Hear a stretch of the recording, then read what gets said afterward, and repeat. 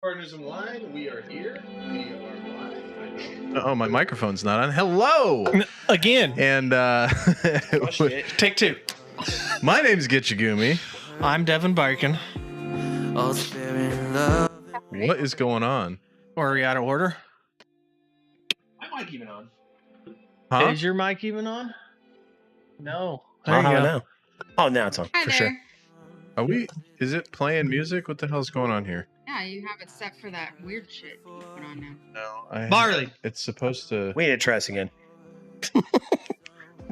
We gotta try our intro. We're going to again. go offline for 3 seconds. No, this is just welcome to the show, everybody. This is what we do. Wow, man, Dream. technical right off the bat. There we go. Perfect. Brian, you're huge. You are, yeah, because you're. Finally, Very big mind. I love the perspective. We also don't have the. I love So, it. I'm the center of I'll be right attention. It's my show. It's my stuff. It's my house. I have a new spouse. This is great. Devin, you're the new spouse. Yeah. You're the new spouse. Yeah, I wasn't. He said it, and then I just. You're like, Whatever, just dude. like, It's oh, 2022. It's all right. Okay. You know, the government hasn't taken that away. So yet. does it mean we're cuddling tonight? We can. Hell yeah, brother. Yeah. There's no bouncer in my club. Come in. You gonna be big spoon or small spoon? Oh, I want to be small spoon. I want you to make me feel good. Okay. And now this is just like right in my face. So gross. Were you ready for that? Were you prepared for that? He slid away from you. He's saying he's a bottom. He's a bottom dweller. Yeah. Yeah. Wow. Damn. Well, I mean, You're a bottom dweller. Like those crappies. Holy shit. I wasn't ready. You weren't ready. Well, neither was I. Shit. Oh, it's easy to talk shit until it's thrown right back at you. It's great. yeah. Oh, Yeah. fuck, dude. Is this shaky cams is like the Blair Witch time now? Well, he's not pointing up your nose with snot running out of it. That's the one thing I couldn't because when that show come out, I was just like, that's just like, this is 3/4 of the movie. I don't even know what's going on. I'm just getting really intimate with the inside of this person's nose right Yeah, it now. was I'm really like, gross. I'm over it. It was I saw that movie. really gross. I was a counselor at Boy Scout camp, and all of my friends 54. went to see it because we've discussed since that. I was since I worked on the beach, I had a different day off than everybody else because we had to do swim tests on Oh, Saturdays. gotcha. So everybody had Saturday off, and then I had Wednesday off. So they all went to see the movie when it came out on Saturday, and I had to go by myself on Wednesday so that I could see what everybody was talking about, Yeah. and then walk by myself through the woods back to my tent after watching that movie by myself. It was very Fantastic. unnerving. It was unnerving, yeah, I to say bet, the dude. least. My ex-husband like tortured me with it because I went and saw it. And first of all, I had to drive through the foggy road like by the airport or whatever. Like the fog was like rolling through the cornfields. And I was like, well, this is kind of creepy. And it was dark. And I was like, sheesh. I don't get that sensation after watching a movie because like people either have nightmares or then like they're in that mindset, and so anything they do that's I always get like the hair on the back. Yeah. Of my neck. Yeah. I never get that sensation. But also whenever I watch scary movies, I'm like, this is dumb.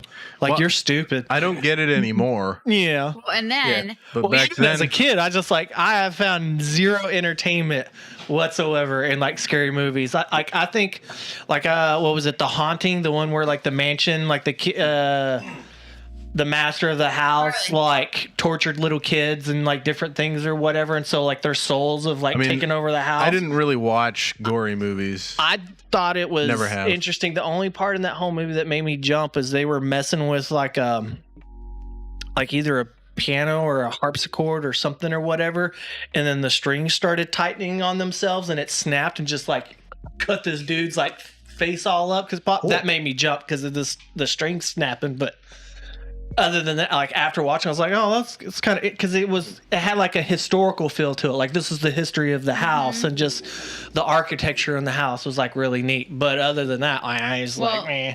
I lived in old officer housing on Air Force Base, and my ex-husband was friends with one of my friends back from high school. We all, like everybody but my ex, went and saw the movie. My mom tagged along. It was really weird. And So I saw it and I was kind of creeped out afterwards, like driving home with the fog and all that. And then I drove back to South Dakota the next day, and my buddy was like telling my husband that he should like prank me and Whoa. everything about it. Getting on the So I show, went Barney. downstairs to do the laundry after coming back from a trip or whatever.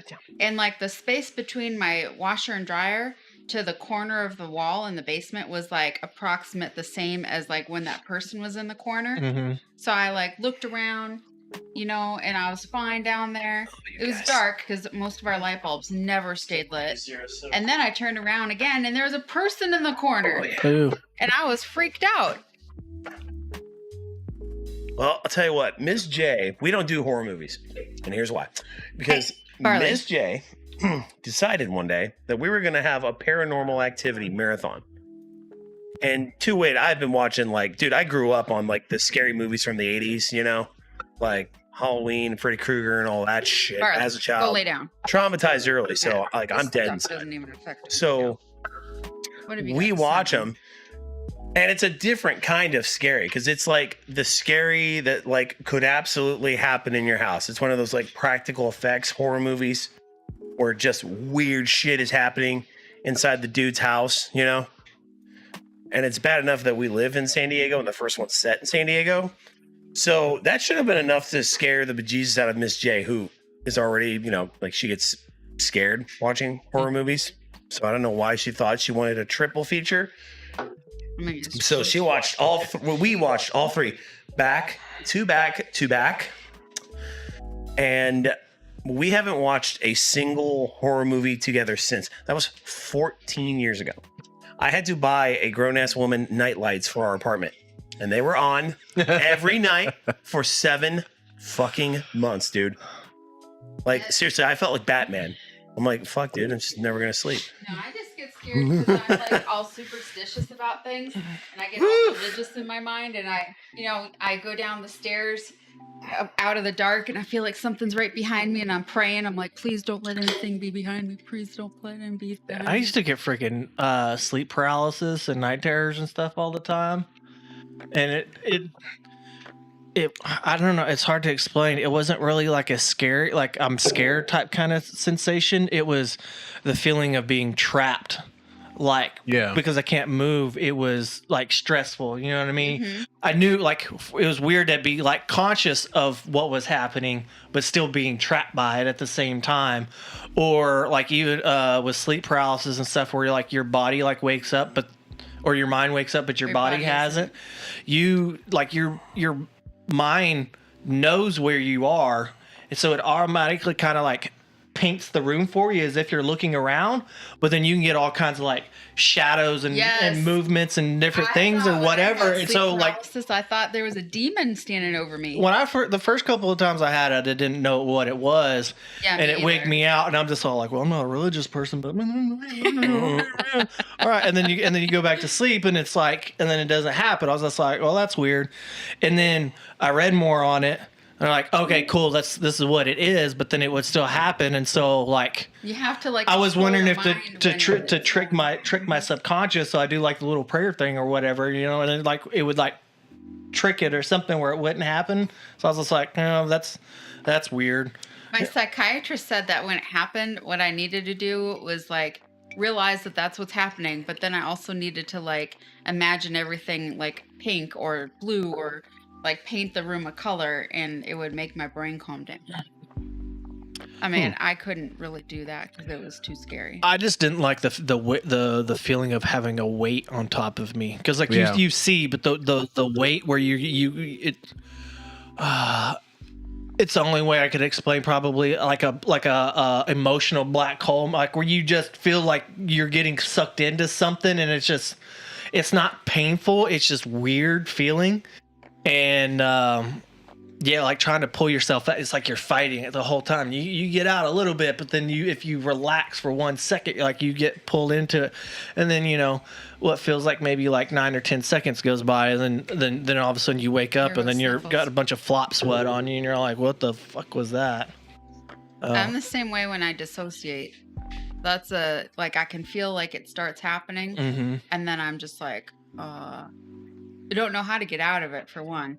And then I realized that, like, sometimes, like, I just don't understand how to do normal things. I might be driving, and I'll have no clue how I got home.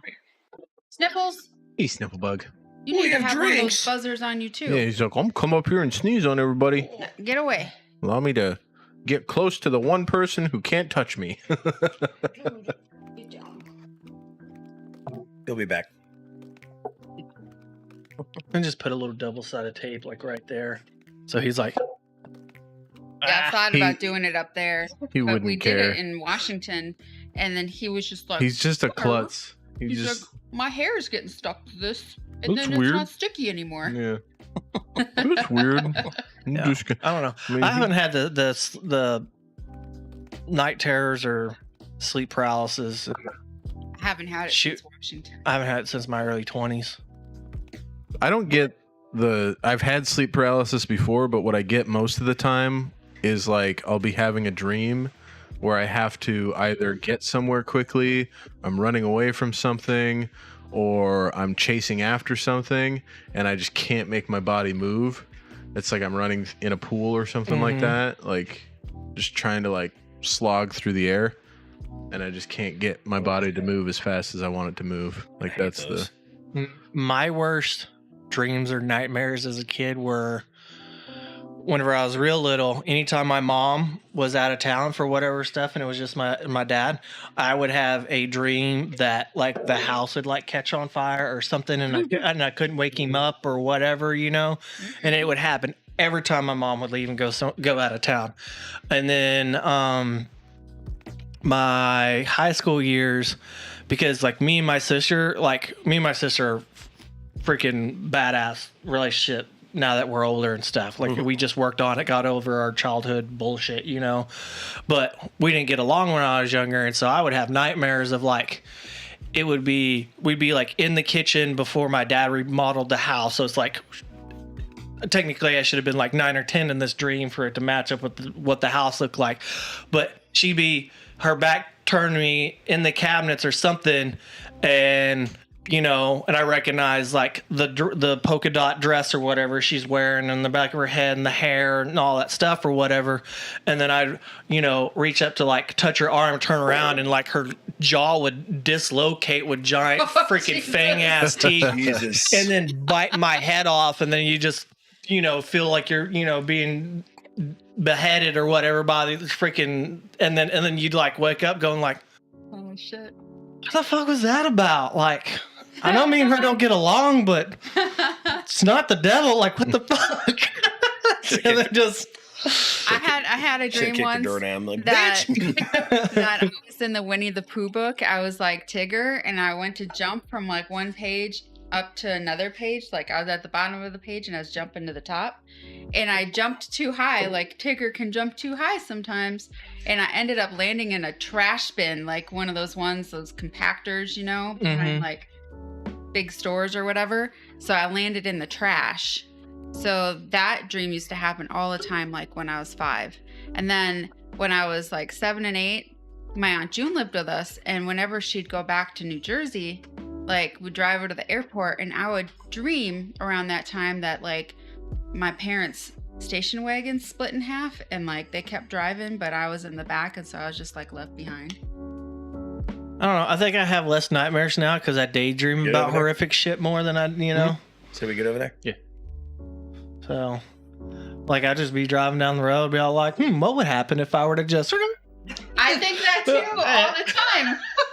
You be know what's like, funny? there's a big enough tree that'll just I do stand that. it. You know what's funny? That is I actually think about that. you and apparently everybody else. I read a story that is actually a common like thought / fear.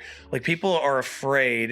There's some psychological not concept afraid, I tied just to it. It's like wonder if you what die if right your mind away. what if your mind didn't like you subconsciously protect yourself from danger, right? Like if you're on a tall building, obviously you're not just going to jump off of it. You know, you're not just going to jackknife yourself off the road into a tree. But there's a study that shows that a shitload of like a huge portion of the population wonders, what if I just Not because you're suicidal, but what if? Well, Like, it's because like- people are afraid. People are afraid that they'll get this impulse to just be like, do this, or to just. I think jump, it's know? more of like if you've watched Bill Burr, he has a bit on this. He's talking That about is like funny. he's like I'm not suicidal. Like I enjoy I'm an angry motherfucker, but I enjoy my life for the most part. And it's never big shit that makes you want to do it. It's always the small stuff. Be all like, hey, can you take out the trash? Be like, I could just open this window. I'm at a 3rd story, just boff. I don't have to do none of this bullshit. Like, that's the type of shit that makes you want to. With all of my freaking recent, getting burned, the diesel shit, like having to deal with my freaking downslip, like all this Your bullshit. arms look great, by the way. Because I got in a cussing match with both of my bosses like freaking like 3 days ago because I'm not I want to getting get it in a up. cussing match with my boss. I'm not See how getting that it goes. up fast enough for them. I'm all like, well, I'm sorry. The doc says what the doc says. That's not my fault. I have sleep apnea. Okay, thanks. And they just had bad attitude. And y'all know me. I'm defensive, really defensive when it comes to people accusing me of shit. Extremely. What? You? Yeah. So I was just all It's like, kind of well, I don't see the ridiculous. C6 or the C7 right now. I'm just ready to fucking go. Yeah, it was bad. And then I couldn't stop crying for like 5 to 10 minutes after that. I'm going like, why the fuck am I like this? So like, Can't stop crying. I went and did like my morning run. I couldn't like focus, so like I just lost all the training value on my freaking run. Coming back because I was just in my head, and then I was just like, all right, fine. I'm gonna go change. I'm gonna take a shower, and then realize I didn't bring my boots. Well, fuck. Now I gotta load all this shit up, go back to the apartment. I was like, I'll just take a shower there, grab up, get dressed or whatever. And I'm like driving back, and my mind is still on this shit. And I'm just all like, man, there's the gate. I could just fucking right in the middle of that freaking divider. And I wonder how fast I have to go to make it instant. Cause you don't want to walk away from it. Dude, Feel the pain. you know, Don't do it on post though, because Yeah. we'll come get you. Oh yeah, that's. I'll tell you what. well, there's no airlift if it's immediate. I lucked out. They just bring a I just lucked bring a out, 'cause wagon. honestly. The guy that I picked up thought that. And, Yeah. And he made it. So, Wait, he tried to commit suicide? wow, it seems like it. I mean, he head-on collision with another vehicle. I mean, might not have been. I mean this like He might have been drunk, I'm not but serious. I know. My mind goes there and it's depressing something, and you're just like you cry more because why would I think that? I But- do think about like, what if you like quick turn into that like light post or that tree or something? Like, is it like, will you feel pain? Do you just go right away and have like no conscious thoughts? Like, I just wonder like what that's Or is like. it your last, like, firing of synapses? Is that like an eternal feeling? That's what I wonder about. Huh. Because, like, your last little bit of pain that you feel just before you die, like, is that eternal? Does that just like stretch imagine- out? I mean, can There's you? some, Because, like, there's you some can have a pain in dream. there, depending on You how can- long you're waiting to get there. But you're so like, if you fuck yourself up bad enough to where you're at risk of dying, like, I think you're obviously going to be uncomfortable, but I don't think the pain is going to be so unimaginably I mean, I guess it unbearable. probably 'Cause, like, depends when I on. got burned, the flash and like all that stuff. But the shock and the adrenaline didn't like wear off, and then the bus got there and started pumping me full of fentanyl before any of that started wore off, and that was like a good like 5 to 10 minute, 15-20 minute wait. Yeah, And I mean, fortunately, I could be up and walking around, but I think it would depend on how it happened, but it's hard to say because you can't really talk to people that have died. So Sometimes that for me. It's not trying to get out. Because that's a very natural feeling. My Like own genes I are could just different than that. end it. Sometimes I'm just curious. Like, there's a curious. Like, dude, it's probably one of the quintessential human curiosities. I don't have What any is on curiosity. what is on the other side? oh well, Yeah. yes, I agree with that. You don't have to Yeah. be suicidal to wonder what it's like when. When Well, I I mean, was, that's when like I was this a kid, ends. my Aunt June read this book about talking to the dead. And it was like all sorts of like random stuff. I read it when she was back in New Jersey. I was like, I want to know what this book is about. I shouldn't have read it because it was screwed with my head. But it was like you could put a tape recorder out and just tape dead space for like all day and then go back and listen to it and you'll hear dead people talking to you, it said. And then it said that like different things that you interpret as signs are really signs and it's dead people trying to talk to you from the other side and all sorts of random shit. And so my Aunt June came back and like she was like all about, you know, oh, that's Grandpa or that's like whatever. I was like, is it real? Is that really Grandpa? The light just flickered, you know, like he was an electrician. So I was like, oh, it is Grandpa. And that just like made me weird in the head ever since. I'm one of those weirdos. I mean, my house growing up was haunted, but like having that kind of communication is different than being able to ask a direct question and get a direct answer. Like you still have to interpret those things. No, I used to ask questions and I'd be driving down the highway and all of a sudden a light would flicker. I'd be like, oh, he's talking to me. He's answering me. It's the only way they can. House just got really, really deep. Yeah, it's kind of weird.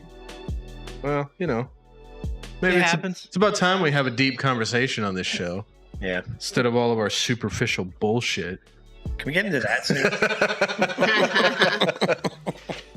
Hey, I honestly, I don't think we have. I mean, most of our shows end up either going off the rails, like Drunk shenanigans. bitching about shit, or we get into like really, really deep conversations about the second law of thermodynamics. Well, that's how we're all gonna die. Fuck. yeah, I was doing like some chemistry thing or whatever, and that came up in that. And It came up in my. Gitch was like, this is it. You're going to tell your professor this, blah, blah, blah, blah, blah. Write this in your post. I know. I was like, oh my God. This is it. I don't know. I'm just hoping for oblivion. Just hoping for oblivion. Well, I was telling Chrissy May about your request for me to you Googleize your funeral and make it a 2-hour lecture about the second law of thermodynamics. Yes. What was our agreement? You were just gonna come to my funeral and get belligerently drunk. Oh yeah. And talk over everybody. Yes. Basically heckle everybody and just ruin it. And then I was gonna go to your funeral and open up with Ryan was a big fan of Top Gun. Now let's talk about the second law of thermodynamics. You're gonna hook people and they'll be like, oh, and they'll be like, what? And then end it with, and that's why nothing matters. I want like an audio, like a 10-hour audio track of like, you know, their non-band bands where they just make like cacophony type audio or whatever, and they call it music, but nobody ever like buys that type of shit, so it's obnoxious and, you know, cacophony. I want 10 hours of that played at max volume and whatever money I have left, and I'm not going to tell them how much it is. Be like, I have a such or such, you know, sum of money, and if anybody wants any of it, you have to sit through this stuff. And at the end, the last hour of it or whatever, when the music goes away, it's just me just sitting there just talking shit about all the dumb crap I had to put up with each one of those motherfuckers and why they suck. So and then boom, no money at the end of it. So the Oxford Dictionary defines cacophony as a harsh, discordant mixture of sounds. That's cacophony. That's what I said. Is that not what I fucking said? You said it in your cacophony. You said cacophony in your fucking incomprehensible Amarillo fucking accent. Well, get over it, bro. That's how I talk. You ain't like you talking. I'm Devin Bacon. I'm from Amarillo, Texas. Amarillo by morning. I was like, what in the fuck? I've never heard that word. As soon as you said it's like a cacophony, I'm like, I just say different. Because I'm different. You know, I'm picturing you. See, your problem is you expect different from me. Yeah. And you haven't learned your lesson. See, I'm imagining this strip of fucking just definition of insanity. Right. That's Doing Einstein's the same definition. thing over and over again, expecting a different result. COVID. Well, do you need another drink? Yes, I'm please. picturing Well, you as an armadillo. I told just you all off of about. Interstate I told you 40. about when we got. Armadillo from Amarillo. Yeah, the armadillo. I told you from about like Amarillo. the health and wellness check in the barracks after we got back from freaking the desert, right? Yeah. And the XO and the commander and first sergeant and all them, they came in my room and I had like my old PC rig, my new PC, and I was like building it. There's like 3 monitors, I'm like just whatever. It's kind of wild. And I forgot who the XO. He ended up becoming a decommissioning going warrant. I forgot what his name was. The redheaded dude. He's the LT. Yeah, Company XO. Redheaded. Yeah, I forgot what his name was. I don't remember. He seemed kind of like Carrier? No, not him. Carrier's all right. Carrier was Roman. No. I didn't mind him. Oh, Either way, like poet smash. they were all like kind of like Talking about Kroll. No. I really like Kroll too. Kroll's a good dude. No, he's just a redheaded dude. I can't remember. It was the last one that we had before I left. The one that looked like the. The dude only on one I know 70 that went warrant was Hamill. yeah, Hamilton warrant. That's him. Was he the one? That Yeah, I think it's He was in Hamill. battalion though. He No, looked no, like the 70 But he was in our company after we got back from. Oh, Keef Chief. The old Keef Chief. Is that who I'm thinking of? The one that was in I've- the 70s show? Yeah, that's what we used to call. I used to call him Eric Foreman. Yeah. No, not Foreman. Not Eric Foreman. I know that's. I know who you're talking about. No, not Okay. him. Well, He I was don't at the XO. He was a platoon leader. Either way, anyways, the point of the story is like, Because they don't know anything about your guys' I truth. come across as ignorant and uneducated because Yeah. of the way I talk, my vernacular, like all that shit.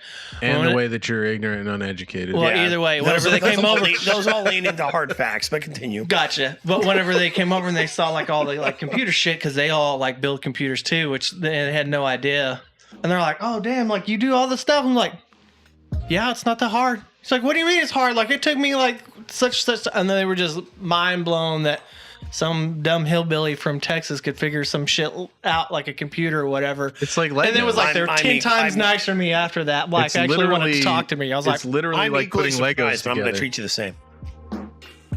like building a computer. What? It's I just couldn't like do it. following a Lego. yeah, I would be able to do it. it's plug and play. Like Yeah. it's really not that You'd difficult. be able to do it. Picking the parts are is the hardest part. Getting them to plug into it is not that the side of difficult. your computer while you're gone. Even though I know there's a slot for it, but I couldn't find it. I remember that. I had to pull the panel off my computer when I got home because she kept sliding CDs into the computer. Which it's hilarious because I know Chrissy May is a incredibly capable woman. She lived a decade without a man. She took care of herself and her kids. But then she married me and like just turned the Turn my turn the capability technology off. brain off. Well, I think we all do that, even whether you're Now in it's a just relationship popping or in not. CDs Is like they're there's quarters in a things that video game like, machine. okay, I have to know this, and then you get to a certain point where it's all like, okay, well, I have somebody I trust and I can count on to know that. I don't have to know that anymore, and your brain just dumps it, files Yeah. it away. And that's what happens. Yeah. This is like every time Like, I leave, I come always- back. I got to replace all the HDMI cables. I got Well, pull my computer apart to pull the I used to CDs do that when out I of go the to my cuts. grandparents' house. I'm all like, y'all have had a computer. Like we would get my grandparents' hand-me-down computer, like their old MS-DOS computer, their Windows 98 computer, their Windows XP, like The because gateway computer. we didn't make that much. Mom, You let the Pierre out. it was a single income house with 5 people in it.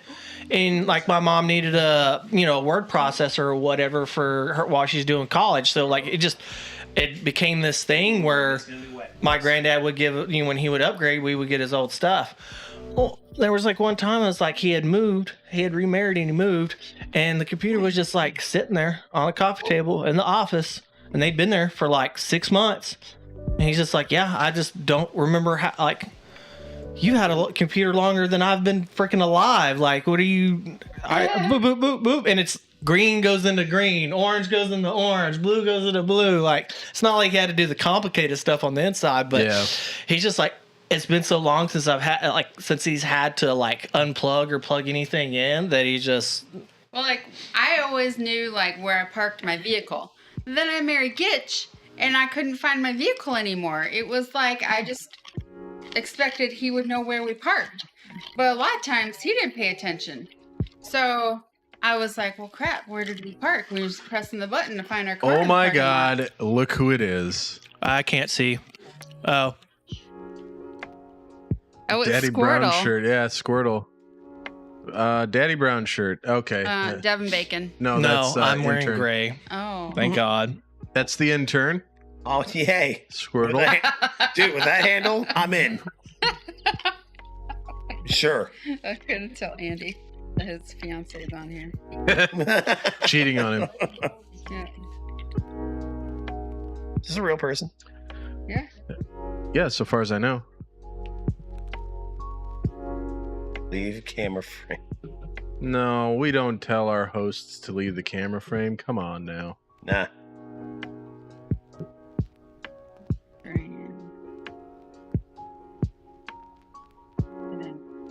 All right. Well, This is the first time we met this guy, and I don't know what he does, if he just scrolls through the depths of Twitch or YouTube Live just to like. Well, maybe this is the first time you've met him. yeah. Oh, he's been on it's- here. No, he's- no, no, no, dude, no. he's a I met regular. him Hey, before. no, this- This is like okay. the third time Yeah. I've met No, him. Okay, I got this it. It's just material's gold. like what possesses you to just drop into a random one and then decide to act I like don't a know. certain way? I don't know, but it's working. Wanting attention. Huh? I mean, Oh. he's our resident troll. I don't know. I guess he's better than Laura. Yeah. Unless it is Nora. Andy from space, whatever, Space Station Zeta. Space Station Zeta says, "Ooh, my wifey." That's what he's saying to you, Squirtle. Yeah, well, yeah, because he knows that your Well, he's your husband is already he's- on Discord chatting me up He's about cheating you. on you with your with the puppies.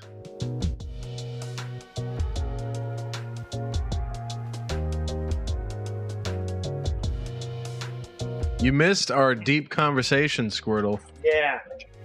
No, he interrupted the deep conversation. That's what. You kind of Yeah. That's true. Yeah. kind of did, Uh, but his pickup lines are bulletproof. Oh, did you hear that?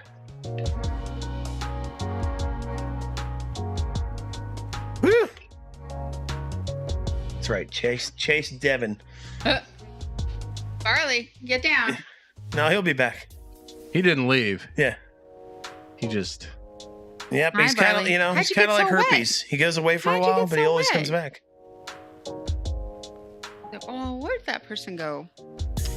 So I made some banana pudding today. hell yeah. Figured that everybody Was it might want. tasty? I haven't had any yet. What? You want me to Slam? slam? Dude, have you seen me play basketball? That's all I do. Nah, Wait, we're talking about baseball. it doesn't show it very well. Yeah. Oh, Is that how you go to the bathroom? No. Oh. Yeah, I left my leg with the dog. I don't know what I like. I don't know what I like. I don't know what I like better. The fact that he can't see it. Know what we're talking about.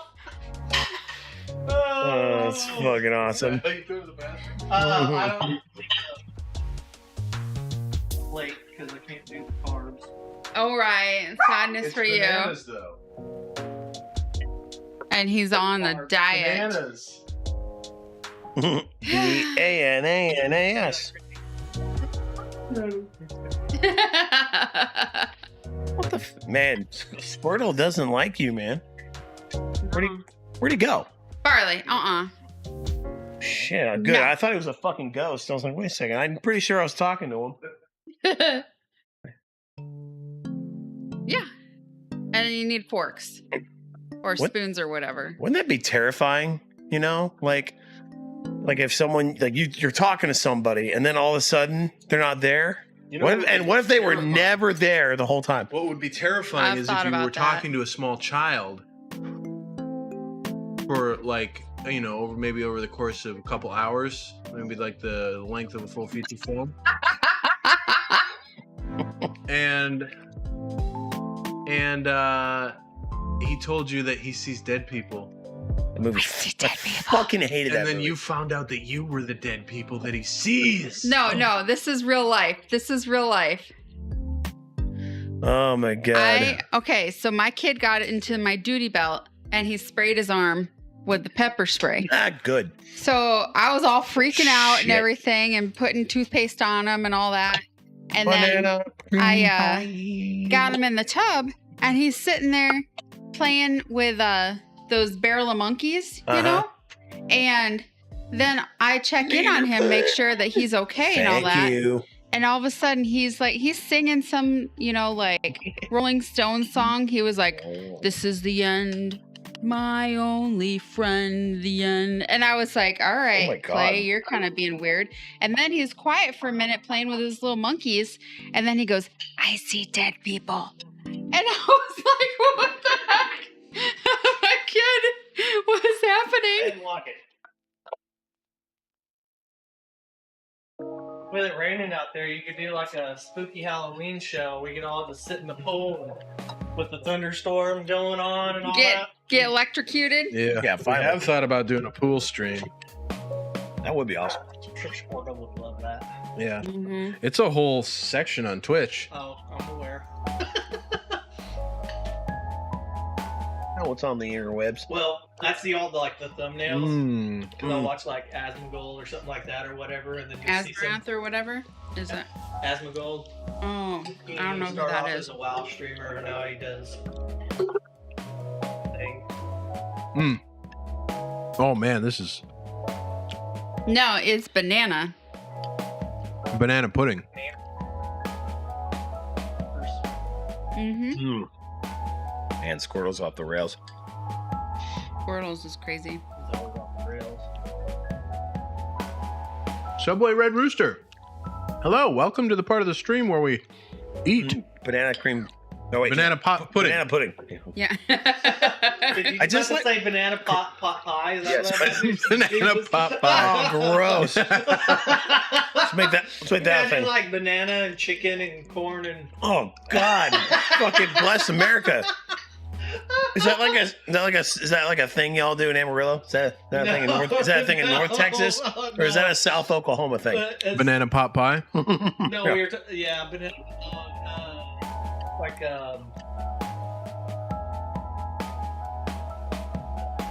meat, fruit pie, or whatever fruit meat. What do you call Oh it? my God! You know what I'm talking Mincemeat.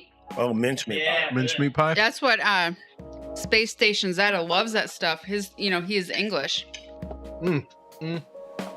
They eat all that stuff over Oh my there. god, that's good. He also That was really eats good. Cornish pasties. Ooh, He calls them pasties.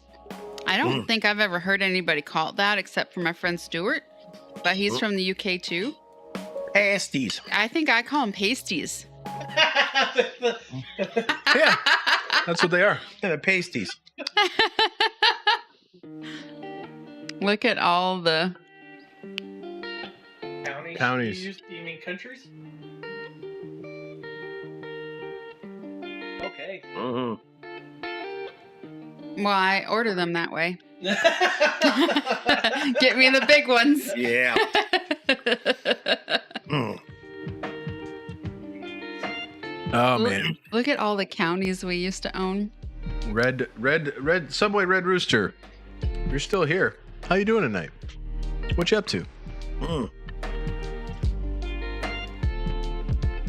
We're gonna eat all the pudding up tonight. Yeah.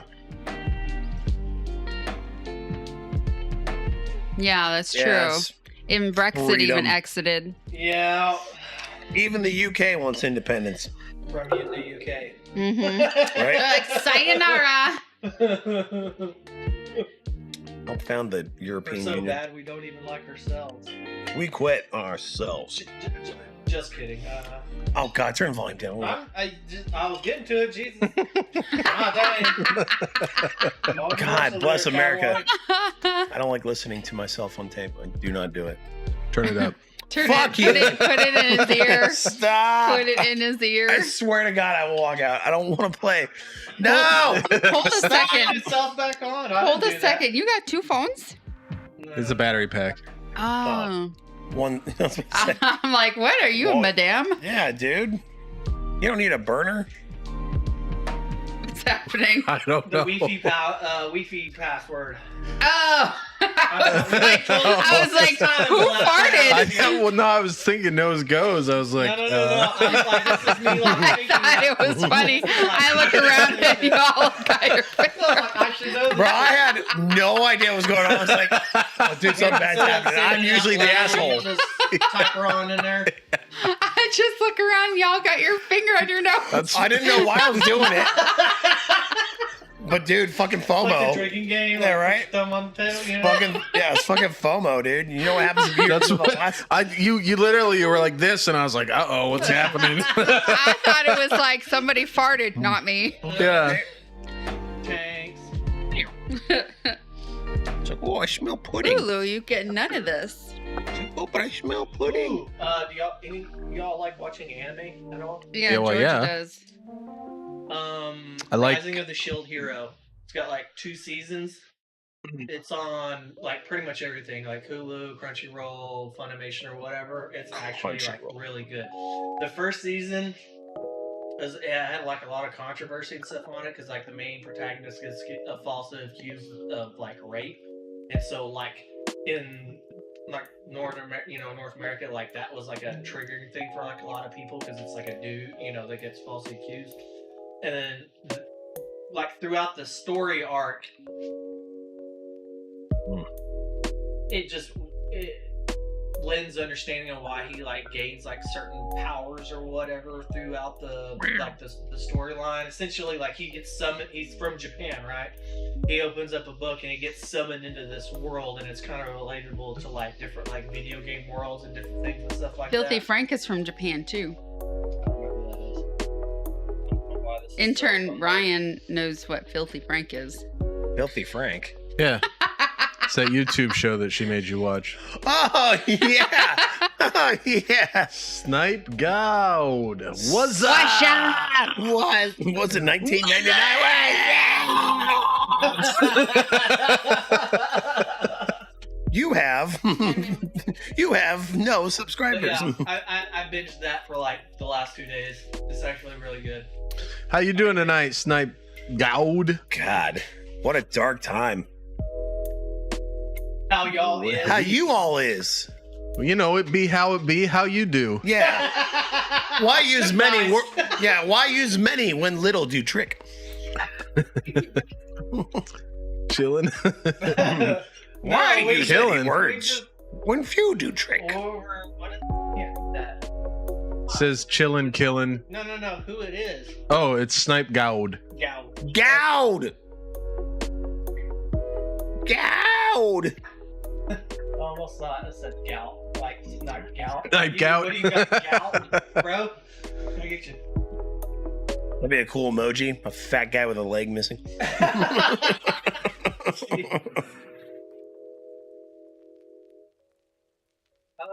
Well, yeah, we spent a long time talking very deeply about dreams, and then And we how were they pertain to death. discussing. Yeah. We were discussing what impulsive thought processes. That too.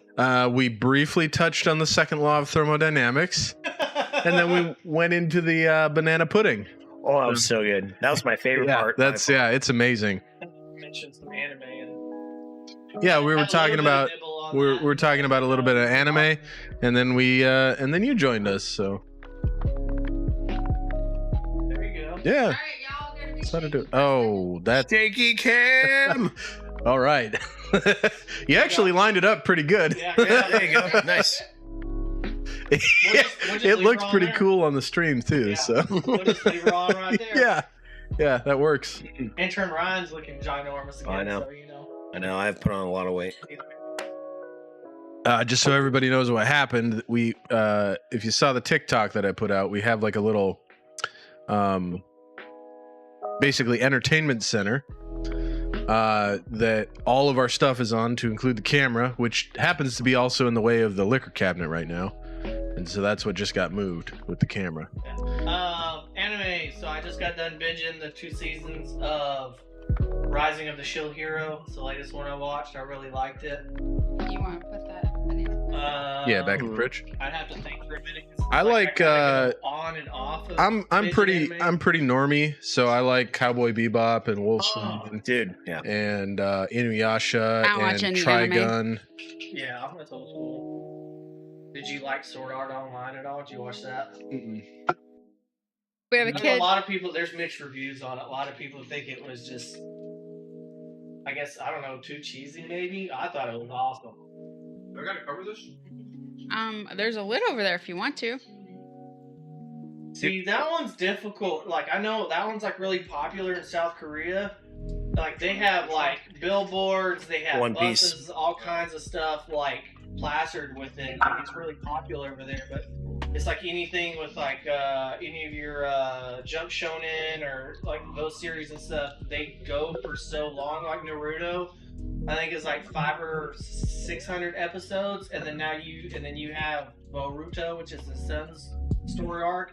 I think that's at like episode 200 or 300. That's a lot. One Piece has been going on for a really long time. Our One Piece is one of the longest running Yeah, animes so I besides have the difficulty Dragon knowing Ball. how big they are. Going like, I don't know if I have enough time to dedicate to this. Yeah, I think Yeah. those. Hell, that's one of the 3 longest Clearly, it's continuous. good. Otherwise, Why would it be run so going long? on so long? Our daughter watches My Hero Academia, which I've seen a couple episodes just to like check it out because my kid watches it. But it's pretty good. But I'm at a point now where I just don't have time to like sit down and dedicate a whole lot of my life to. I can't binge. So, that other like, kind on of my stuff. YouTube I've feed been or binging whatever, Deadly occasionally- Women. Yeah, occasionally on my YouTube feed, I'll get like a little synopsis of like a new series or whatever I come across. I'm like, okay, that's cool, and then I'll see That makes if, sense. if I can't get it on like either Funimation or Crunchyroll, because you get like the free watch. Crunchy. Because I don't want to pay another subscription, for it. So Yeah. if I can't get it, like Netflix has got some. Castlevania was really good. I like their some of their animes are pretty good. But if it's not already on something that I mean, I watched an anime when I was in. Oh man, I must have been in middle school. I watched this anime called Devilman, and it was fucking incredible. Like it was terrible, but in a incredible way. Because he like the main character was this dude who would change into Devilman when he was like had to fight so he's just like a normal guy, and he'd walk in, this monster would show up. I think I've seen parts of that. I don't think I finished This it. monster would show up and he'd be like, I'm gonna eat you, human. And he's like, I'm not a normal human, I'm Devilman. And then he would turn into Devilman. First anime that I watched, so Frieza Saga of Dragon Ball Z, because it was on Toonami There every you go. day that I got off. Yeah, if you lived in America, that was I your. watched it with my brother because it's the only thing me and him. I never got into Dragon Ball But Z. then after the second or third run through of the Frieza Saga, we kind of just gave up on it. When I really got into anime was I first watched like Pink Floyd's The Wall, which that's not Okay. anime, but it's animated. Right. And just the Mac Or Attack. Yellow Was Submarine. Mac Attack was telling me to watch that. And then Yeah? Yeah. I watched So you- It's good. Neon You haven't Genesis watched it? Evangelion. What the fuck is wrong with you? What? Hold on one second. Say that again. You fucking armadillo. Say it again. Neon Genesis Evangelion. Evangelon. It's Evangelion. Evangelion, whatever. It is enunciated Evangelion everywhere, I don't give a fuck. except for in Amarillo, Texas. Evangelion. Whatever. And It sounds like Evangelion. evangelism. Evangelion. It's Evangelion. Either way. New Ghost in the Shell? Ghost Shell's a classic. Yeah, Ghost in the Shell's pretty good. The old school ones. God. Did you ever watch Akira? No. It's the one with like the red. I watched She-Ra. Radioactive kid. So the first anime I ever watched Y'all are too young. was for Devilman. She-Ra. It was incredible. She-Ra. Yeah. It still runs through. I still hear "I am Devilman" in my mind periodically. Gitch. He was like She-Ra. What? I'll tell you what, the first anime I ever watched, and I keep He-Man. thinking, well, not He-Man. That was By the power of Skull Rock. Blade Runner's got animated. You know, technically, Teenage Mutant Ninja Turtles. no, that was not an anime, but the Transformers, the G1 Transformers, That's they right. came out in Japan before they ever came out in the United States. have the power. Anyway, first legitimate anime was Ron the One Half. For What me. about Voltron? Voltron was Oh also. my god, That I was love my favorite Voltron. show That growing up. that was the first anime I ever Yeah, watched. if I'm being truly honest, it's a tie between the Transformers and Voltron. When I was think Transformers- Voltron stupid came out young. first. Did you watch Did. the original like 1987 movie when they were like it was not catered to like a kid show at all. They were like cussing hardcore and that shit like the old school Transformers. Cars It or was Tigers? Oh yeah, it's awesome. That's Galvatron, true because Oh, they're yeah. different. Cars or Because tigers? Voltron is two different things. Like they were lions, but they were also cars at some point. So I only saw the Power lions. Rangers almost. I thought it was way better. I only saw it when they were lions, You and ever they all. watch, I watched Ronin it all. Warriors? What's that? Ronin Warriors. It's basically like where they. I think my power brother up the liked that one, but I didn't But see that one. it's a kind of like a spin-off or an adaptation of Saint Seiya, which Saint Seiya is like a big anime or what like. I don't know if it's necessarily Dude. series, but Saint Seiya. I'll tell you one of my all-time favorites is it's like a 3-episode self-contained anime called Macross Plus. I've heard of it. I don't So know. it's like it's mecha, and it's not like giant. It's not robots like Voltron. Like Gundam. It's closer to Gundam, but not quite. Like where the Gundams are like these, like they got the robots with the faces and shit.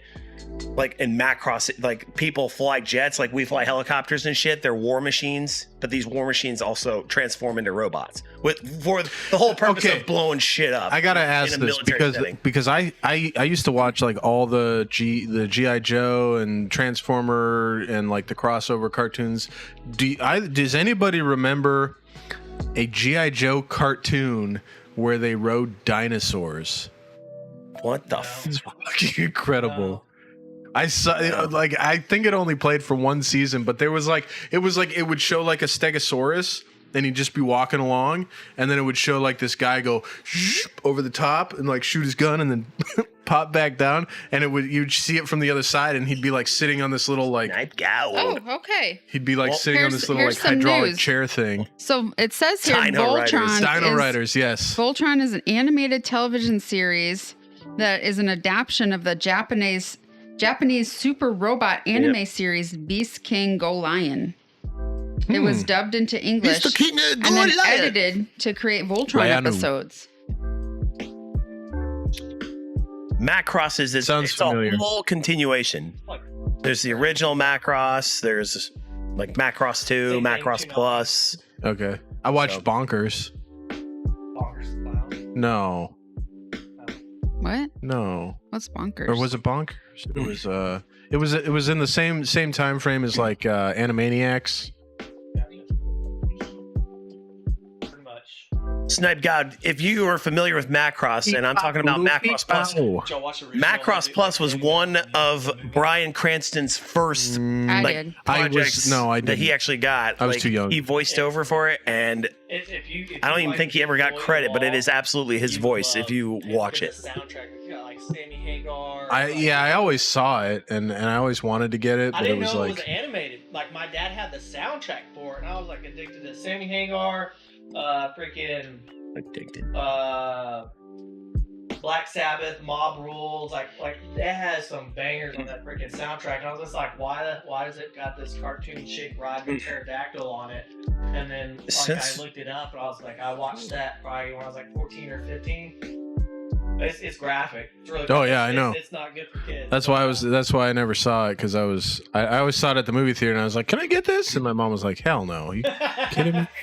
No. Fast forward like 4 years, and we were watching Striptease together. But Yeah, you know. it's Dude. it's that old school- Okay, now let's talk about awkward movies. I have two awkward movie encounters with my parents. Both of them with my dad, actually.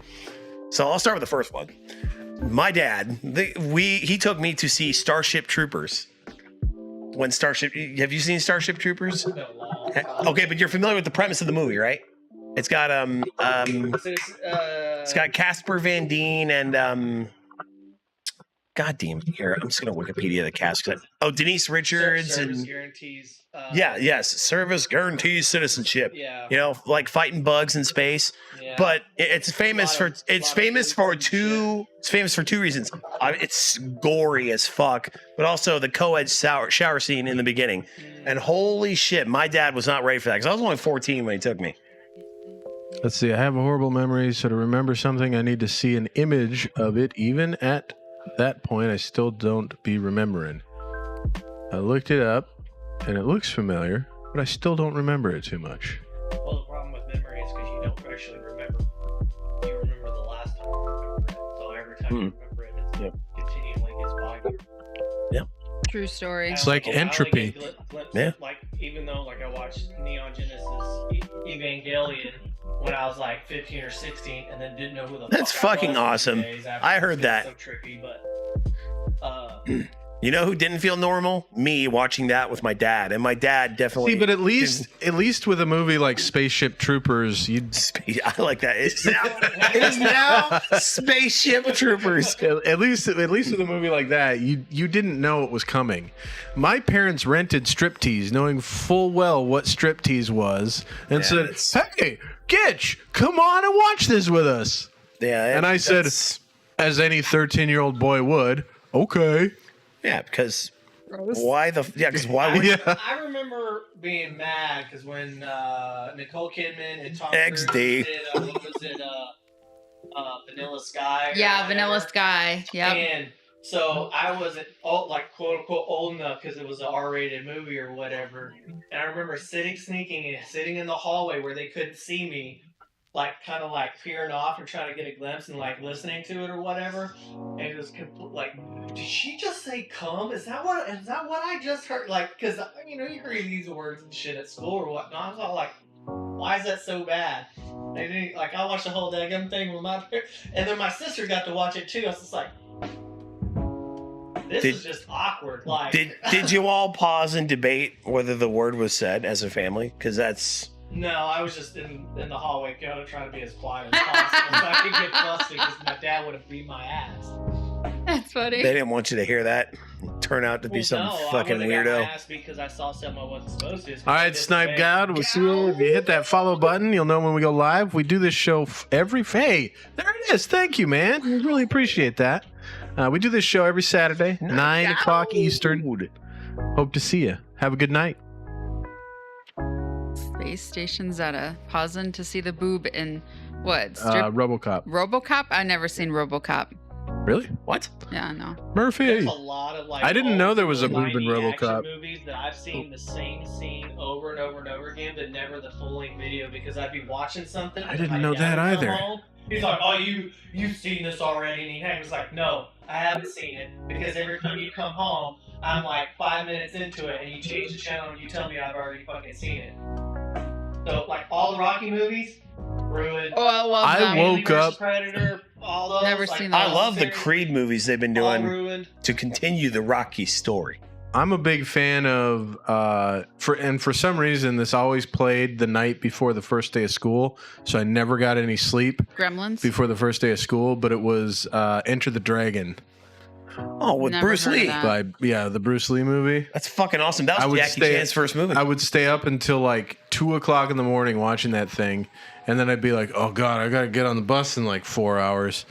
And Whoops. like, but yeah, that was. And then another one is when Lost first came out, the show, the TV show. Never seen that. I fell asleep on the couch and woke up to the plane crash scene and had no idea what the fuck was going on. So that's how I got sucked Wasn't into that that like show. a survival show or something? Like everybody has to get on this island and survive it or something? Yeah, Anything that happens on an island, ever since Survivor, I'm like, nope. Like, if you hit me with that premise, I'm out.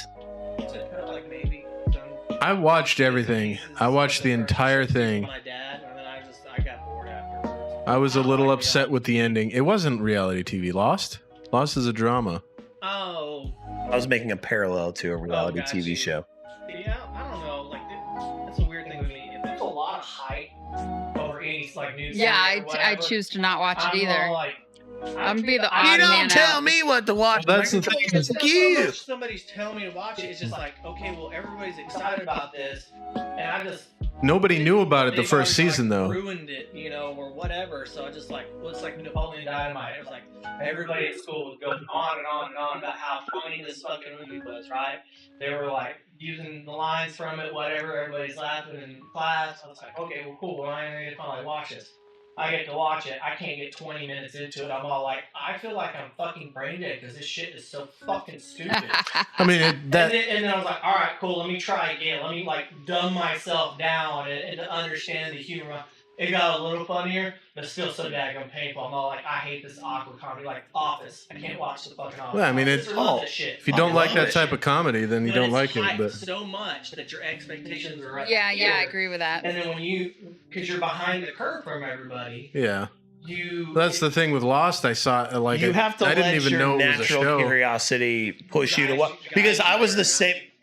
Bacon, I was the same way, man. Like, everyone loved The Office when it was actually running on TV, and I was like, yeah, I've no seen- fucking thanks. I don't think I've seen any I of was the like, no Matrixes, fucking have I? thanks. But I got curious, and I was like, I feel you like know what? we I'm gonna watched- watch it well, of we my watched the own newest volition, and that's when Yeah, it got and then I good. had to Same see deal the with other Breaking ones. Bad. HBO I Max. was like, it's so good. I'm just like, meh. I waited, I wait till... Like, You have when to it's really watch it on hyped your up, own. I will...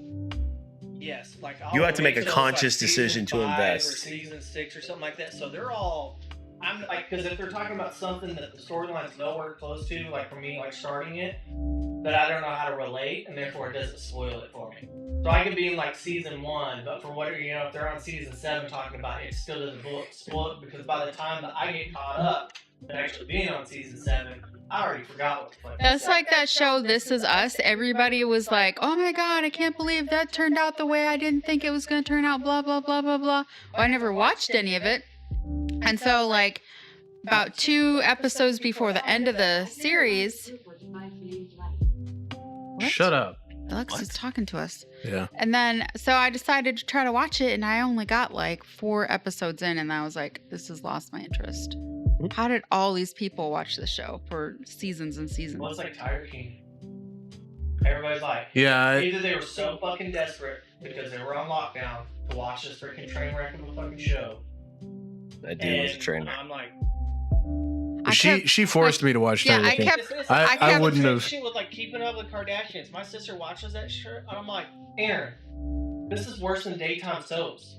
This is gonna make I your watched brain Days go of to Our fucking Lives, Jello. but I Why haven't do you for a give a while. fuck about these millionaires who are only famous for being fucking famous? Like, turn this crap off when I'm over here, please. She's like, well, I'll watch what I want. It's my house. I'm all like, well, then I'll just leave it. I'll never fucking come over again. So you pick, because I'm not like I can feel my brain cells dying every time I hear anything. Yeah, I'll be watching YouTube videos. Just tune out. Shit. I'll be watching YouTube videos, and then she'll be watching the show and be like, "Oh my God, they just said that," and I'll be like, "I wasn't paying attention." She'll catch me all the damn time because I'm just like, I don't know. You watched the Welcome to Plathville with me, I like Welcome to Plathville. and you watched the Honey Boo Boo's train wreck. Yeah, because it's a train wreck. You can't look away. But it's like, I don't. Mama June's Road to Redemption. I also don't have I don't have a predisposed need to not watch stuff that's hyped. Although with Lost, for one, I didn't know what the show was because I fell asleep and woke up in the middle of the plane crash scene, and I was like, holy shit, and then I was hooked. And then for 2, the first season of Lost, nobody really knew. Like, it wasn't hyped before they released it. They just kind of like released it to the masses. They got really good ratings that first season, and then after that, it was like super hyped show. Which is why, I mean, it had basically the same situation as Game of Thrones had with the ending, where everybody hated it because they got to Area flood advisory. They got to the point where they were just like, okay, we got to figure out a way to end this show. Oh, Andy says And then he they thinks just ended it. 60 Hawk's mic is off. Whoops. No, it's not. Oh, it was. I just So you've been shouting and people just been catching the back. who said that? Andy? It's Space Station Zeta. I'm yeah. just part. He's I'm kind of 60 Hawk, but he's Devin Bacon now because he got fried on a situation in a plane, and then he had to go to like the burn center at UNC, so he became Bacon. Devin Bacon. yes, not as bacony as I used to be.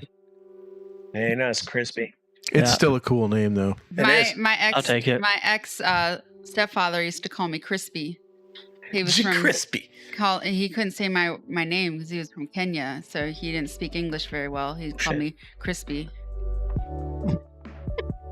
Do you need another drink? I'm Krista. Crispy. Yeah. Yes. No. Would you like another Krista. drink? Yeah, it's a crispy. Yas, please.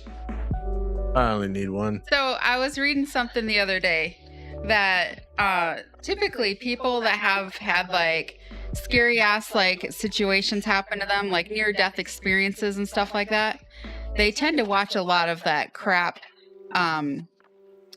TV because the drama is a lot crazier on the TV show than what's going on in their own life, that it's like a escape from what they're going through, Well, adrenaline can be addicting. you know. Yeah. So Sad thing is once you experience that certain level, and then you get used to that level of like whatever you're doing, whatever extreme thing that you're doing to get that kick, because it feels very similar to like serotonin or whatever it is. Dopamine. Dopamine hit. Then it drives you to do riskier and riskier shit. well, it has driven me to just watch Asian pimple popping videos. But That's basically what I watch like fine. all day Oh, long. they're so gross, I can't stand it. bro.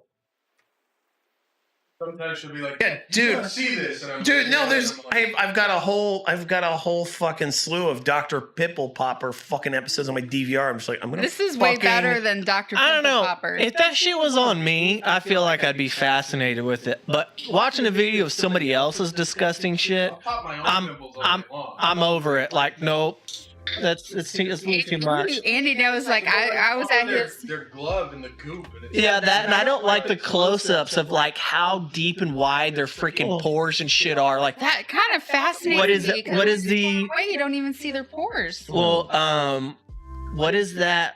It's not like a confirmed medical like syndrome or whatever, to where when you see something and it's like chock full of holes or seems like unnatural yeah. in flesh. I forgot what it's called. Uh, It's always those ads where like, well, this is what Head and Shoulders did to me, and It's it a looks like phobia. a bug hive in the side of their neck. Like, Fill that DVR up. I forgot what the fuck it's called. But Yeah. it's the same shit. Like, I can't stand it. 20 terabytes of Dr. Pimple Popper. That Or Andy just puts shows on it that I want to watch. Picture of the dude's He's hand, trying to beat his and it looks like it's made business out of partner. clay, and it's just like a shitload of his millions of business holes partner in has his like hand. We're like, ooh. 15,000 shows. Jesus. Andy's got like 2,000. Damn. I put a Tastes lot like- more liquor in this one than I did. I noticed. I don't think I could. Tastes a I little don't bit think I like, could name 2,000 like shows. Coke Float Holy almost. crap. Oh, different Scott. Oh, I thought it was your partner, Scott. It has an ice cream taste to it, like a Coke float root beer almost. I mean, that's the rum. Yas. But yeah, Andy knows, like, I'll come to his house and then he'll like put on a movie for us to watch. And then like, I just immediately start up my pimple popping videos on my YouTube. And he's like, what are you doing? We're watching a movie. I'm like, Like, yeah, I'm watching this. I want to watch blood and pus come out of someone's skin. It's it's weird because there'll be like nothing there, no pores, nothing. They stick this little knife into the skin, and then all of a sudden it's like, yeah. I'll walk by and see over her shoulder, and it's just somebody jabbing a knife in someone's face and then squeezing crap out of it. I'm just like, all that said, I'm starving now. Or like the giant mound on their back, and they're like, well, this is an abscess that's been growing for blah blah blah, and then he pops it. It's like Mount Vesuvius, and then it's all deflated. We've clearly hit the zenith of classiness on this show. Yeah. well, we're not talking about poop. Or now. it's true.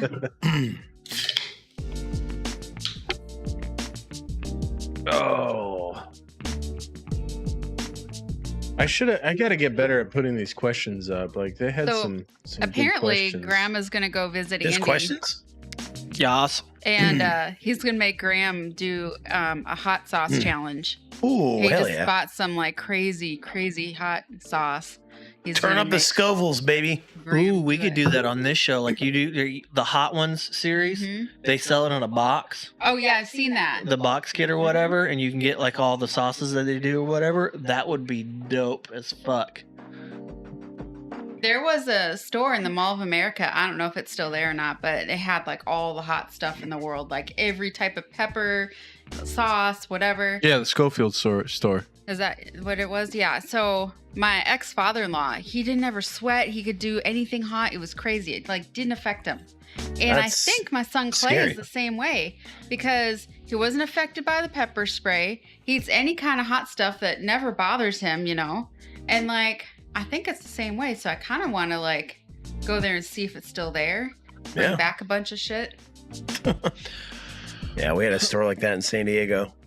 I honestly, those store, there's some type of like super hot sauce store like all over, like every big town in America's got one where you can like get something. I will say that Hot Ones show is kind of like my vision for this. Not necessarily eating hot stuff, Mm-hmm. but their camera work, where they have a wide camera and then they have each person with their own close-up camera. Tracking what you're saying. That's kind of what I'd like to get after. That'd be dope.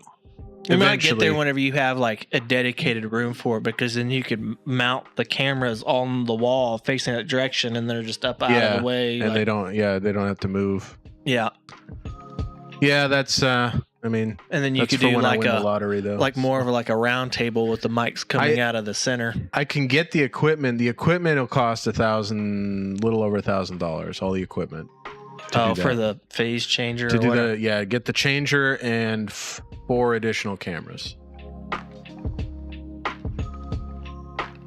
Dope.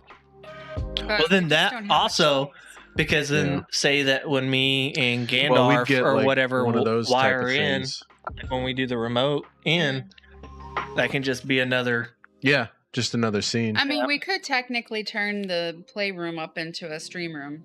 We could, yeah. We'd have to clean it out and just have everything set up there. But then we'd have to. I guess we could run it off the laptop if we're going to do that. No, because there's no cable up there. Or we'd have to figure out a way to run these cables up. I mean, I have enough Cat 5 cable that we could do it, but we'd have to like tack it to the ceiling and run it up there so that it doesn't end up being like 1,000 feet I get long. some loom or something. You know what I mean? Instead of running them like, because you have those separate ones or whatever, and it just makes it like you put some loom or whatever around it, so that way as it goes up, it just. Yeah, it's there, but it's not as obnoxious. It's not like a safety hazard. I'd get per some. se, or- I'd get some conduit probably. Yeah. Just run it through that, but we'd have to do it that way because otherwise the cable would get like, if we just drug it across the floor like we do, it'd be like 1,000-foot long cable. That would cause some issues. Mm-hmm. But if we had it that way, then it could just always be plugged in. It would literally just be walk up there, and push play essentially. You gotta just press record. as Yes. I think media would say. Mm. I don't like having to go Well, upstairs. I mean, there is that. about to fund my fixed wing transition, and I keep racking the numbers, and holy shit, What do you mean fund it? I'll pay for it myself. Well, I don't have a GI Bill, so that's why I took the devil's blood money. So, But why do you Devil's blood money. to do your fixed wing transition? The Army would pay for that. You just trying to get your pilot's license? Do you know how hard it is to get a fixed wing transition for us, though? yeah, No, I understand. Like it's difficult, but like how? Like so, say that you go. Like, what do you do? Just go figure out how to fly. Take classes or whatever. Do the shit, and then you come back to the Army and be like, "Hey, I got my private pilot's license. Like you just kick me over in a plane." Reimburse you? No. No, No, not as far as reimbursing, but like with that training, was that qualify you to do a absolutely transition? not. No. There's a lot of You people would still that have to already- go back to Rucker and then get.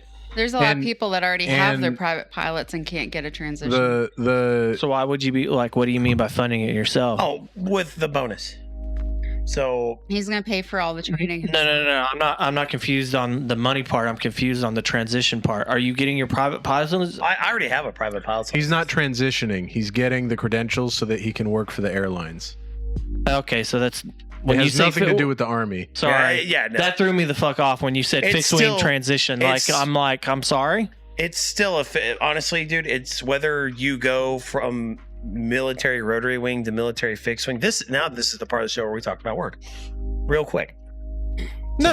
Since we're talking about spending money. We're talking You're about. talking about spending money. We're on talking about camera your equipment. we're talking about your future. That's like what just future. That's I true. think you should transition. Dude, I could totally be. Dude, I'd be super pretty. I'm pretty sure. I've seen you dressed as a woman. Dude, I'm I'm not telling sure. you, I could get the hair. Like I'd be a gorgeous woman. I'm already tall. I've already got legs like a freaking gazelle. I used to have hair Hairy down to and the, all. I used to have hair down to the side, back of my. Jesus Christ! I've had too much to drink. I think I used to have hair down Pour to the him middle of my another drink back. we immediately. know. All of us know. down to your what? Middle of my back. Oh, Wow. I don't have hair all the way down to my back. It's I starting wanna- at my lower back and working its way up. God bless America. There's a force down there working its way up. Like, That's awesome. That's really hot. see, it's got the front side. I just now it's working on the back side. And then you don't have any on the top. Yeah. It's like It just like falls down in my lap and then finds its way back in down here. Yeah. Sticks in down there. Yeah, I'm on like, man, it's like, what am I gonna do if I ever actually like seriously try to get back into the dating scene whatsoever? Do I what you see a just did to lot me. of shaving and trimming and all kinds of shit in my Fuck future. that. The fucking manicuring, like, They should love you. You know what's horrible They should though, love you is the way you are.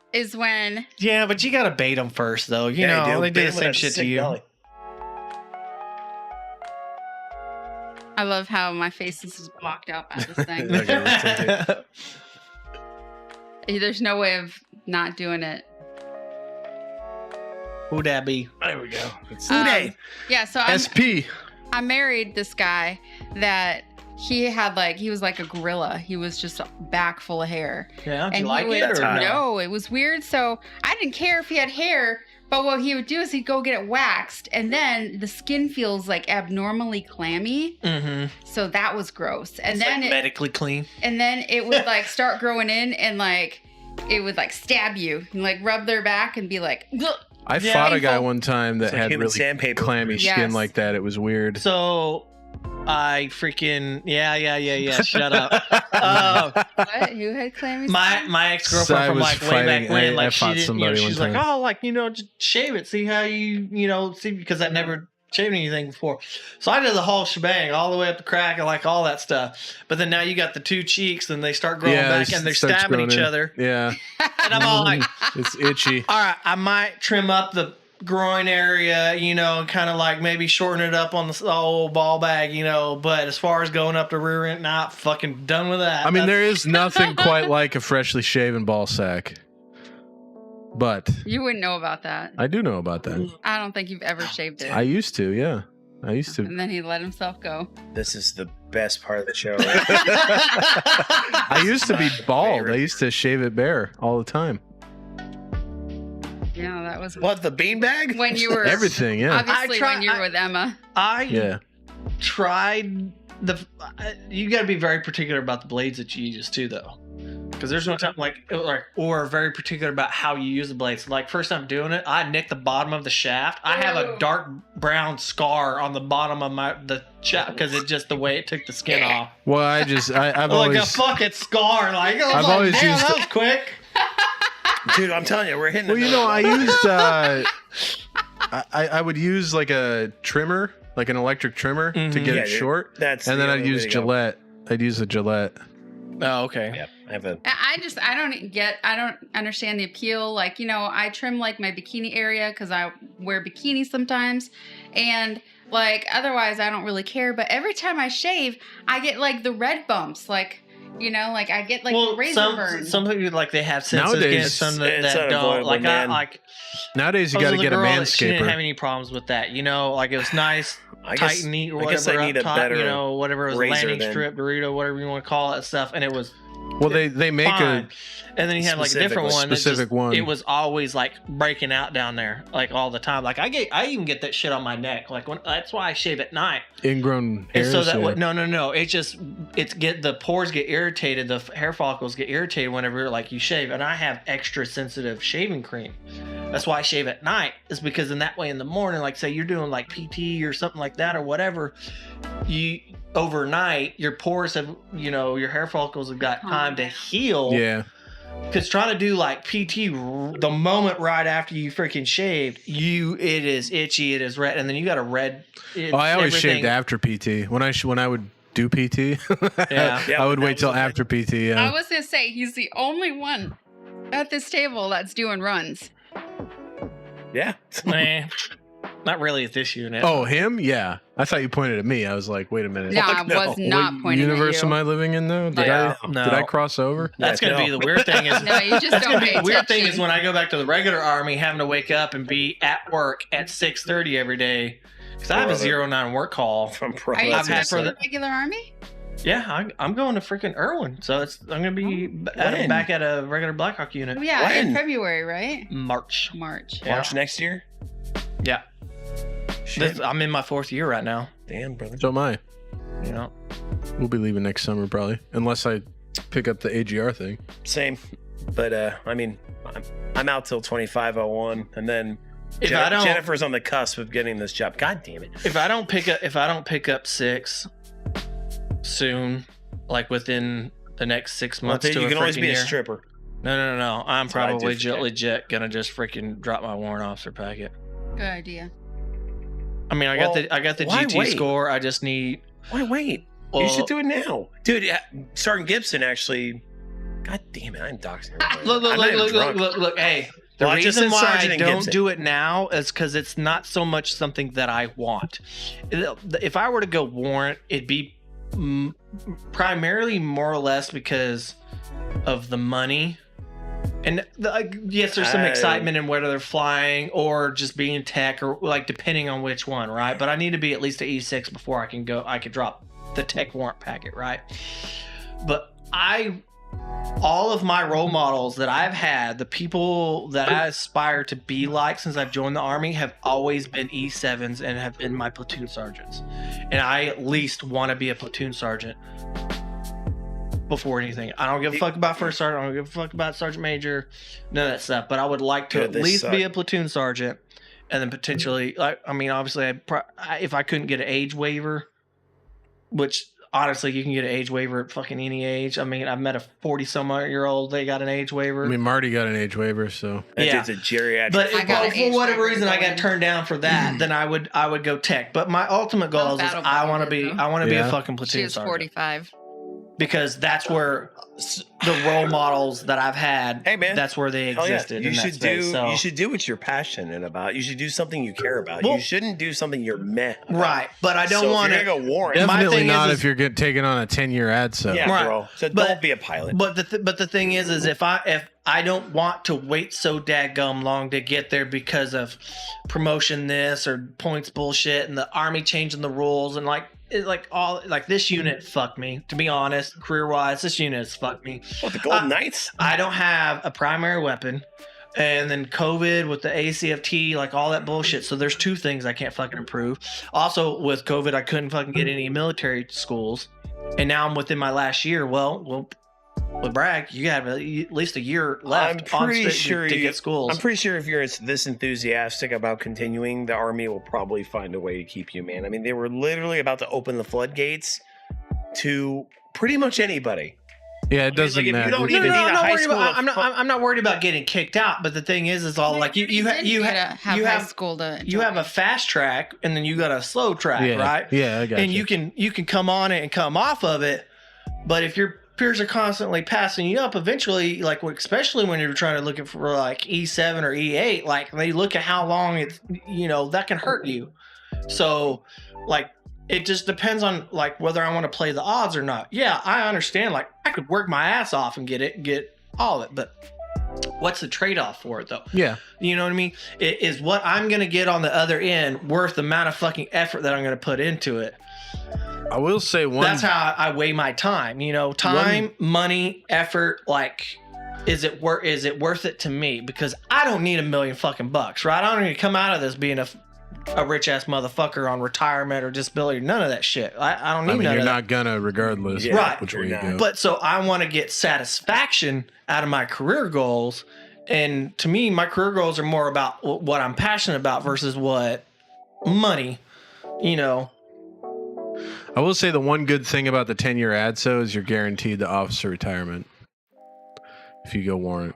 because you're With a 10-year guaranteed to hit ADSO. the 20. Well, Especially you're if- guaranteed to 10 years. You have to be an officer for 10 years to get officer retirement, Oh, okay. or come in as an officer, like street to seat kind of thing. But like, I say, thought y'all still had to hit the 20. But say you were, you have to hit the 20, but say you were enlisted for 15 years Mhm. and then you became an officer for 5 years and retired. You'd have to do You additional would get your 5. enlisted retirement unless you did an additional 5 years as an officer. Oh, What's the difference? I've never heard of that. I didn't know that. Yeah, an enlisted versus officer retirement. Thousands of dollars. Is it a Significant, percentage? yeah. Is it a percentage? It's a percentage We of your don't base start pay. to catch up to y'all until E7. So what is? Let's say because I mean shit. Like if I stayed till 20, that's a huge fucking if. Like I would have to be, like I'd be putting in 11 and a half to 12 years as an officer. Yeah. To get So to 20. you'd get warrant officer What's retirement. But what's the percentage? It's still the same percentage, but it's a percentage of your base pay. Oh, Oh, also, which retirement I plan gotcha. are you on? Are you on blended or are you on Fuck the no. legacy? nope. I fuck legacy, dude. Okay, so no, I my dumb grandfathered ass in that. at freaking out of Lewis, I thought I was gonna get out after my first contract, so I moved over to blended. Oh, that So I sucks, don't bro. get fucking shit right after I get out of my fucking 20. I still gotta fucking wait. It's It- all it depends on work- how I it's a- invest you're- myself. you're Now gonna- I'll get disability, but I won't get the full blown shit until later. Yeah, they tried to pitch it as they were trying to do you a favor. Well, I mean, they were trying to do a bunch of people. They're trying to a favor by save giving themselves them money some- because, well, the thing it is saves even them money in the long run. thing is the civilian world is going away from that too. There's not very there's almost no jobs out there where you can get a pension, and that's what the legacy is a fucking pension. Now they moved over to okay, if you think people put should just in, work we until they're match dead. match up to a certain percentage, Yeah. and then Like God intended. and you invest it. So it's so that way That is whenever actually you exactly how God intended it. work until the day you die. well, That so is you're actually how not. They're God not. intended The it. company's not liable for your retirement after you retire. It's well, if you invested and we matched, we only paid you whatever while you were in. So while you're in, you're technically, if you have some kind of retirement plan, you are honestly getting paid more than what your actual hourly rate is because you have that matching. And if you invested in the different funds or whatnot stuff, so the way that I have my quote unquote portfolio or whatever set up through the military is right now I'm 34 and I'm in year 7 or almost year 8. So I can be a little riskier. Now, granted, I don't know. I don't have a pick of individual stocks that they're investing in and stuff, Yeah, but it's I'm all not indexes. doing the G fund where it's just random stuff and you got a lot of security in it. But majority of the stuff, the investment is in the secure stocks, and then the smaller portions are in the more volatile thing or whatever. Well, the G fund doesn't grow. The G Right. fund doesn't grow. It doesn't even keep up with inflation. Yeah, So, it's at a set rate. But whenever you kind of span it, because you can do percentages across the different funds, and so as I start getting closer to retirement or whatever, and obviously up in age, I will change that up. Now, if I'd have joined when I was 18 and they had this blended retirement, well, that 20, I'd have just stayed risky as fuck throughout the whole daggone thing because you'd be 38. Well, from 38 to whatever your retirement age is, then you could use that time span to shift it over into something else or whatever. But I'm going to be 48 when I fucking retire. I'm like, well, shit, that's like, what, 11, 12, some 15 years off from getting, you know. Yep, I'll be the same age if I wanted to be. If I wanted to retire from the military, that's when I could get out. I to be honest, I think by the time I start getting into actual retirement age, if there's the option, I might end up just taking a sergeant major gig because it's going to be all like, I've spent the last 20 some odd fucking years doing one fucking thing. Why do I want to go back to the civilian shit and then start over from scratch and try to get like a second, you know? Well, there's a lot of. I'd have to work on my marketability while I'm in, right? You know, getting different credentials and schooling and all that other stuff to be over. But they're going to turn around and look at your age and be all like, well, we're only going to have you for like blah, blah, blah, whatever. You go be a DAC or a contractor. Yeah, I mean, I thought about that too. So yeah, you're going to be the worst sergeant major ever. I really want to go work at Bell Helicopter because like with some of the like the future vertical lift stuff, you're going to have to write test crew chiefs. I'm sure. Well, there's so they're gonna start fielding that based on what they told me in AWS. They're gonna start fielding that. They haven't even picked a winner yet. 2029, I think, is when they have slated for the first battalion to go through flight school. And the way they're gonna do it is they're gonna send an entire battalion to flight school. You're gonna get trained up on the aircraft. While you're there learning how to fly this brand new aircraft, there's another crew back at your home base completely revamping your hangar so that they can fit these new aircraft. Mm-hmm. And then when you graduate, you like do the whole thing, graduate. Yeah, congratulations, you can fly this aircraft now. And then you all get in your aircraft and fly it back to your home base. So you bring the aircraft back with you. And then the next group of however many aircraft are built. So they send them back down to wherever they're going to do flight school at, and then the next battalion comes in and does flight school. Do you think that they're going to take oh well, this is a Black Hawk replacement? Do you think they're going to take Black Hawk pilots and go unit by unit and like retrain you in another aircraft? Yep. And then that's exactly how they're going to do it. Now, it's going to be a fucking fiasco. I think that's going to take. It's going to take a long time. I think it's going to take a long ass time. So they're going to be like, hey, if I went flight right now, and I got Black Hawks. I think the odds are there's a damn good chance I finish my career as a Black Hawk because they're going to be there. I mean, it's 2029 before the first battalion's even slated to go through, and that's if the timeline stays. Well, that's what 7 years away. Mm-hmm. I don't know. I'm gonna see how long I can ride it out. Maybe I fucking drop my pack for that shit. That's like, only 3 years. Go fly those motherfuckers right now. That's only 3 years past retirement for me, so I might roll the dice. And you think you might hold on just so you can go try out the new shit? Work it out so I can be like, hey, which unit's first on the docket for that there brand new thing? And then they're gonna be like 82nd Airborne and be like, all right, here's my retirement packet. Yeah, right. Going back there. If I wanted to be until retirement, I'd have to stay until 2032. So you don't want to try out the new shit? Fuck no, you never want to try. I don't want to try out the new shit. I do want to try out the new shit. I'm fascinated by it. I want to. Not if it's the Valor. Sorry, but I don't give a shit what aircraft it is. New models of tilt rotor aircraft do not have the best performance record. Well, they fixed all the problems that the V-22 had. Well, if they've done that, then maybe. Well, I mean, you got trial runs on that shit. I've crewed one of those fucking things. So they they're fucking had those awesome. guys come and talk to me. They fixed the problem where you can actually have people in the back without asphyxiating them with fumes. You can do hoist without burning people alive.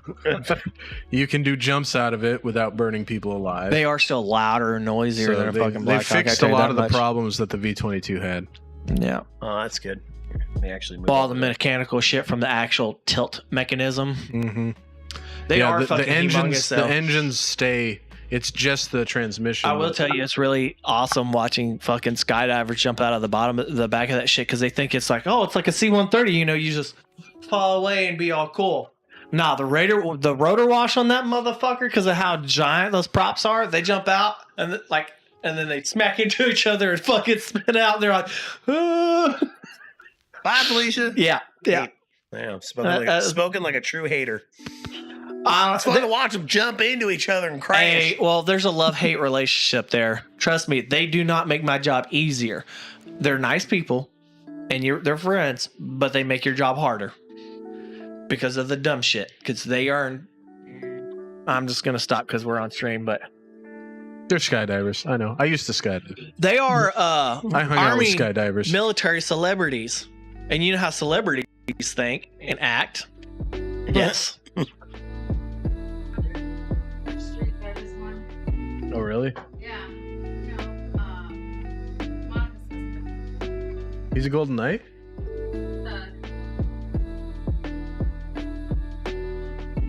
Huh. He's a paratrooper. He's a Halo jump. like, but not my organization, right? I don't think so. Okay, I was about to say because we just got one, a new one. Yeah, he was from Italy. Oh, that's right. He did break his leg or something. Like in one of the calls. Oh, Halo. He's probably one of the Black Daggers or whatever this Special Forces team is called. yeah. Black Daggers. Yeah, no, I've met a lot of those guys. I actually like them better, to be honest. Well, the thing is they rotate out of those spots. They're only on Black Daggers. That's a rotation. Oh, okay. Whereas Yeah, 'cause my he- shit is like. Yeah, he did it. You could be a PFC, start on it, and fucking retire at 20 some odd freaking years as an E7, and then and you've been at the unit the whole time. My wife said that he did his time as command in that whatever area. They sent him to some other school or whatever, and then he was supposed to go somewhere else. And then they retained him because they didn't have somebody that. It's hard to build up proficiency. It takes a lot of time. And that's part of the reason why Golden Knights don't do the cycle or whatever. Like as long as you're proficient or whatever, all that stuff, you're fenced in, as they say. And it makes sense for a safety aspect. Yeah. But for an organizational type stuff, as far as advancing to modernize the scope of your operation, to me it's a hindrance because there's that tribal ritualism that every unit suffers from. But part of every 3 to 4 years you get a new command group, you get a whole nother rotation or whatever, so you get a new group of guys with new ideas and whatever. It helps feed that, trying to modernize the way in which we do things, And with these guys been here like 10, 15, 20 freaking years, they all just want to ride. They set in their ways. They want to ride it out. They want to coast. They want to do what they know. They don't want to have to learn. Some guys want to learn. I don't want to generalize and say all of them, but you're going to. There's a chunk of them that they just don't want to do any extra. They just think it's too much. So, but thing is it's not the Cold War anymore. We're not doing skydiving acrobatics to piss off the Soviets anymore. We're not going to the Olympics and let's rub it in their face, right? Nobody's good. And we've been doing the same show since freaking 1959. What? The same dog and pony show. And they've gotten tired of it. So now this year, or the last couple of years, a lot of the teams have trying to reconfigure their shows and make it more interesting, put in different maneuvers and whatever to liven everything up, so that way we're not doing the same generic shit every year. But then there's another part of it to where there's a lot of old guys that they think, well, this is tradition, and they don't want to veer away from that.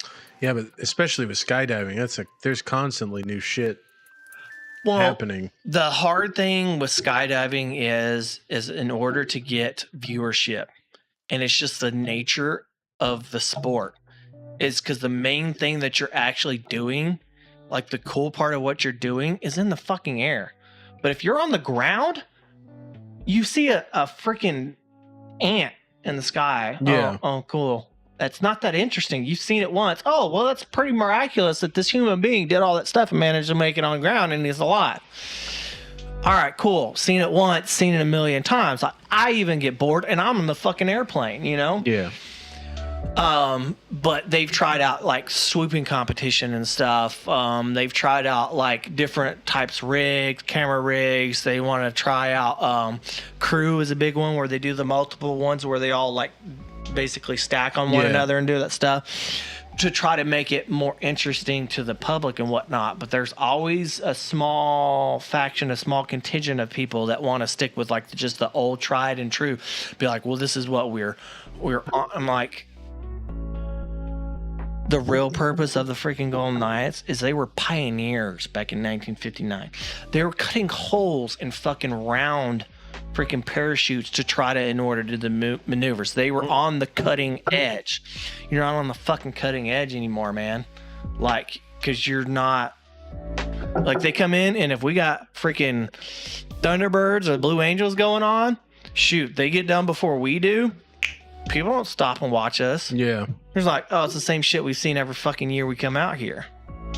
So that's part of been like the last 2 or 3 years that they've been trying to revamp it. I think they did a pretty good job, but it's how much money you want to put into it because it's expensive as hell. Yeah. Oh yeah, it's an expensive hobby. Yeah, but it can be considered recruitment also. A lot of young people that think it's really awesome, and I think it would be way easier to do if every single person was on fucking board. No, if you got, that's true with most. And there's old guys that have been retired that because they have an alumni association, and this is all rumor. I don't know for sure, right? Like, but sometimes they get a little bit. They get like a little the Illuminati. No, the alumni, like whenever you retire as a Golden Knight, like you're alumni, and you have like a certain voice or whatever, and there's a certain contingent of that are just like they don't want to change things because it's their heyday or whatever. Right. Like I understand the motivation. It's like Uncle Rico from Napoleon Dynamite. Napoleon Dynamite. Your favorite movie. Yeah. I have the author friend of mine. He's part of some sort of alumni with like the 82nd. The 82nd. He goes to all over places in like the United States. He's in Germany right now. Mm-hmm. And they're like, him and a whole bunch of retired dudes like jump out of a freaking plane and they like hash over their heydays. Most of them get injured and then they do it again. And they love it. I'm just like, so weird to me. It's strange to me the amount of people that will go through an entire military career knowing what I know, because I mean you're in several units throughout the course of your career. Yep. And they will pin their entire career off of this unit. Yeah, he was in all kinds of blows my mind. awesome units. Like he worked for the Pentagon. And like, why aren't you like hung up on that? Like that's way cooler than jumping out of a plane with the 82nd.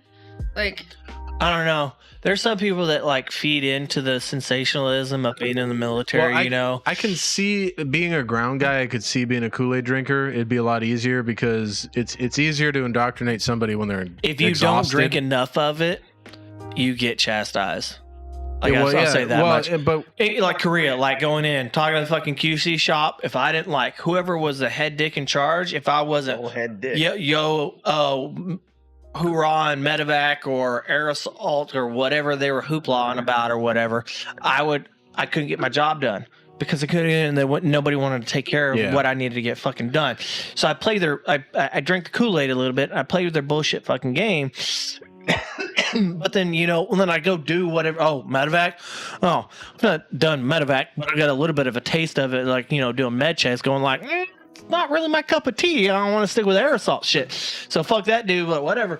But that fan base. Yeah. It's like, oh, Seattle Seahawks. If you ain't a Seahawks fan, fuck you. I'm like, just because I'm not a fan of whatever dude you're fucking rooting for doesn't make me less of a fucking person or less competent. Like, fuck you, dickhead, I don't like the factionism, but that is part of the military. I can see, like, you on my team or I'm not working for you. Like, having been a ground guy, I can see that it's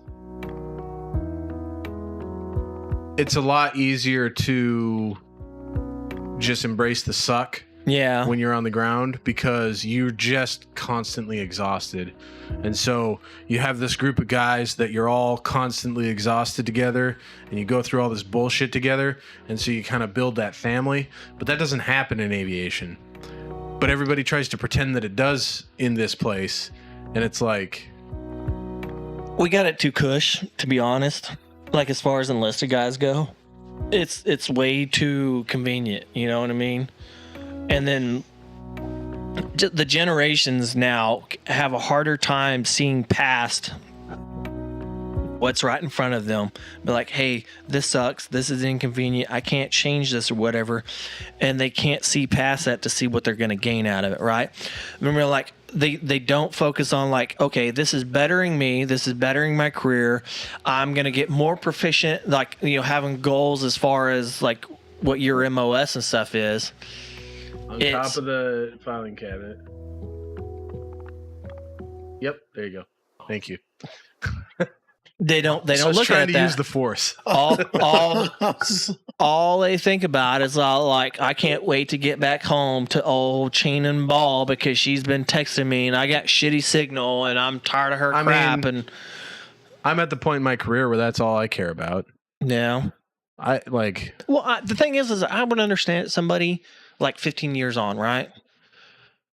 But motherfuckers at the E4 and E3 level were already like when we went to freaking Boise, like there are certain individuals could not get fucking past going like, oh, this sucks because I can't this, that, whatever. I'm like, dude, we're camping with Blackhawks, man.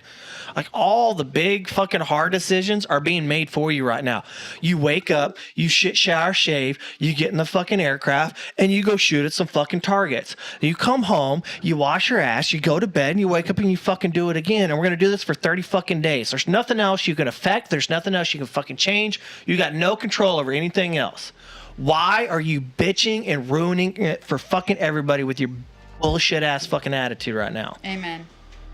Like, the part that sucks right now is you bitching, not the fact that we're out here. Yeah. I And I fucking hate it's the same thing in Korea. GO1. Fucking, oh, I can't fucking drink. Listening for 3 weeks about how motherfuckers can't get their goddamn alcohol. Be like, well, I want to drink because I'm tired of fucking hearing about how you can't fucking drink right now. Like, put the money in the fucking bank. You got 3 weeks. You got the rest of the fucking year to get trashed and spend all your fucking rations, bitch. Like, what the fuck? Bitch. But you want to spend these 3 weeks making my life miserable listening to you fucking complain because you can't have fucking alcohol. Like, grow the fuck up.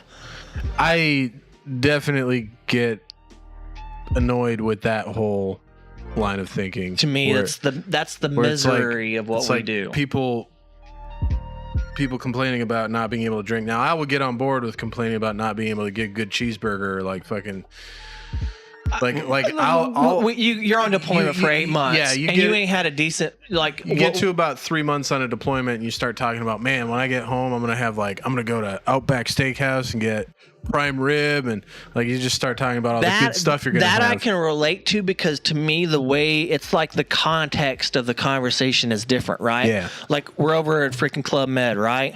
And we're just sitting down, smoking cigars with the National Guard, bullshitting about stuff, and they're talking about what they did back home or whatever, just different things, right? Their traditions, our traditions.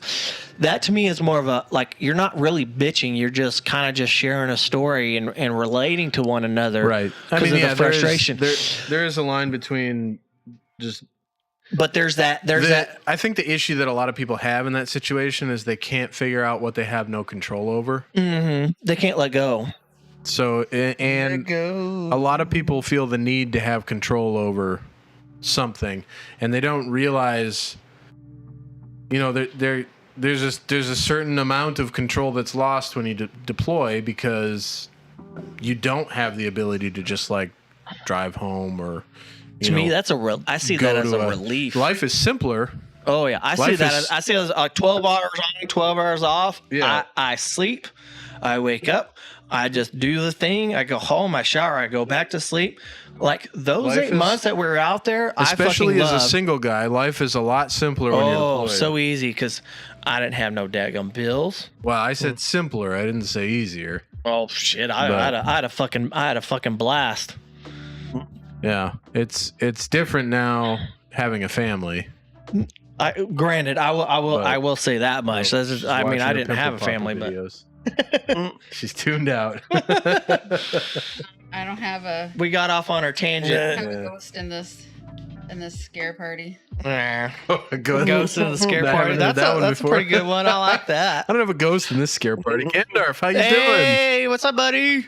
Gandalf. How long you been listening to us bitch about work? I will say that there was a time that when me and Gitch were first married, he'd come home and he'd bitch about whatever, and I just like tell him, what can you control about that? That's just how the Army is. I don't understand why you're griping about this. He really couldn't like vent to me because I couldn't relate because like you do, but you were over it already. Yeah. I was like, whatever. I mean, that's why you bitch though. You bitch about the things you have no control over. Yes, to a certain extent. Because if I had control, but if you bitch about it, like the way that translates over to other people is that is something that I is don't care on your about mind. other people. I care about myself. Hear me out. I figured that out. And it's all like you're showing that it's bothering you, right? Because you're bitching about it. Whenever I was on deployment, when I talked to mom and dad or I talked to like friends back home, I didn't bitch about the Army. Because to me, I was on fucking Army vacation, like legitimate Army vacation. Like I've been training my ass off in garrison, doing all these fuck bullshit games, and now I'm doing the shit for real. Training's over. Like we doing it for real. I got less questions asked me. Why are you doing it that way? Why is this? Blah, blah, blah, like all that stuff. Except for one fucking individual. And fuck that piece of shit till the day I die. I don't give a fuck. Everybody else, like platoon sergeants, first sergeants, pilots, utmost trust. There was no more of that second guessing every little tiny little fucking thing you did. You came in, you did your fucking job, you went the fuck home because we've been training this shit like ad nauseum for fucking months, right? And you've proven yourself already. So now it's time to go do the job. So it's 12 hours, do the job, 12 hours, go home, wash your ass, go to sleep, wake up, and do it again. So simple. I felt like I could literally turn my fucking brain off. The most engaged that I ever was just trying to figure out the damn ROEs in the fucking moment. You know what I mean? Like what are the rules? Like where's the delineation? Because so much of what we would get briefed, and then 5 minutes later in the aircraft, whole goddamn game plan's out the fucking window. Like, you only got 3 people on the fucking ramp instead of fucking 12 people, 11 people on the ramp. All right, cool. Well, we're going to go do this mission. Well, we fucked up and hit the wrong goddamn LZ because they gave us the wrong fucking coordinates and bullshit. Now I got corn stalks growing into the fucking window and I can't even see my fucking dudes. Like, all kinds of weird ass shit. So, and then you got we had 2 ROEs on that shit, right? Yeah. And trying to figure out when was the right time. But that should have been briefed during the crew brief every time. Right. And then going into that moment and then trying to, especially into the cover of night, figuring out where the heck it's coming from. And then getting chastised afterwards because you didn't pull the trigger. Mm-hmm. Going like, well, one, that wasn't in the crew brief. If you didn't have PID, then if I didn't see him, then I can't go. But why didn't you see? Well, like, what is motivating you to the point that you're criticizing me because I didn't? Like, he didn't make contact. We ain't got no holes. So why are you criticizing me and accusing me of being a coward? Like, I'm sorry, but that's just people. Listen, I want to be intelligent about the life that I have to take. You know, there's a whole group of individuals in aviation that don't have a fucking clue what it means to pull the trigger. Oh fuck no, they don't. And me included. Like I don't. Like I'm scared to death of it. Like I'm not going to be bashful about it. You can't take it personally when they puff their chest out. I got it. Like now, like if I were to go again, I would have a different demeanor and different mindset about it. Yeah. But your first time and the people that you've looked up to and the people that have been your role models all that time in garrison, mm-hmm. because they have been down there before, and then you go into that and then they turn around and they're the ones that are criticizing you, it makes you second guess yourself. big time. Yeah. I am so grateful that I came home and my mind, like my sanity was still intact. You know, that's the part that scared me the most. It was not necessarily that I would fail or that I would like It does fuck up or do the wrong decision or whatever. It's just I was scared to death of how it would affect me because I wanted to come back home to mom and dad to say. I have two situations in my life where that like messed with my head. Was when we did active shooter simulations as a police officer. My first one ever. Like, I didn't know what it was going to be like. I just had a whole bunch of dudes saying that I was going to hesitate because I was a woman. I have this maternal instinct that I'm not going to shoot when I see the target, blah, blah, blah. And so then when I got into it, not only was it scary, you can smell like the smoke in the hallways is like a smell, like a burning smell. And like the alarms are going off and there's kids screaming and running all over the hallways and everything. And it feels all stressful, you know? And then I turned that corner and I saw the guy with the yellow fluorescent X and I didn't even think about it. I shot him. And after that, I was like, oh shit, I didn't even think I just shot somebody, blah, blah, blah, blah, blah. They said I wasn't gonna, but I just did it. What does that mean about me? You know? Like, that kind of messed with my head for a long while. I think you had the disadvantage of going through all that in the 90s, though, too. So, like, it was very misogynistic environment. Well, and then, you know, going out with the National Guard, like, when I went through basic training, they were like, oh, you're female, you're never going to be outside the wire, you know, blah, blah, blah. You're never going to have to shoot your gun, you know, blah, blah, blah. Like, I was support. I would always be going out with the troop. Like, what if their vehicle breaks down? That's what I'm there for, you know? Yeah. So, like, I thought that was kind of ridiculous. But then when we got sent to, like, a, you know, humanitarian mission that's peaceful, whatever, and then I wasn't sent there with, like, my soldiers that I've been training at in my unit, got split up and was sent with, like, some other group. And then we took fire, and then our sergeant that was leading the wedge, he got injured, so we were like carrying him dragging behind, you know, and all of a sudden all these other guys that were supposed to be all trained up and, you know, prepared for this situation and everything, they all stopped. They were like, oh shit, what do we do now? And they were just like standing there in the middle of a freaking street while we're taking fire. I was like, I'm a cop thinking like we're a target now. Let's head out of here. You know, I'm gonna find my rally point and I'm gonna lead everybody out of this area. Like, it shouldn't have been my job to do that. I thought I was the female that's never gonna be put in a position where I had to fire back, you know, but it was. Oh. Yas. All right. I feel like we've all got to Change the show to that time. yes. Okay. All right. So that's what I was kind of getting Well, at. some episodes do that. Pregnant woman says her fetus should count as a passenger in HOV lanes. She got a ticket. That's the Dallas Morning News. I don't remember which one it was. It don't matter. Whoa, Let's not touch that one. Yeah. Yeah, dude. I swear to God, like, I can't. Woman launching Yeah. her uterus at Yeah, you. I don't know. The more I think about it, I don't Under necessarily think anesthesia, it's, where do our minds go? I don't think it's necessarily a bad thing if we like go on a dissertation. I just got to figure out. I just got to like add the like hashtag vet talk or something. Yeah, we got into it. Oh, I saw and that emergency landing on the highway. That's insane. Yeah. Yeah. Oh, do you know? It was on Reddit. At least he had partial power.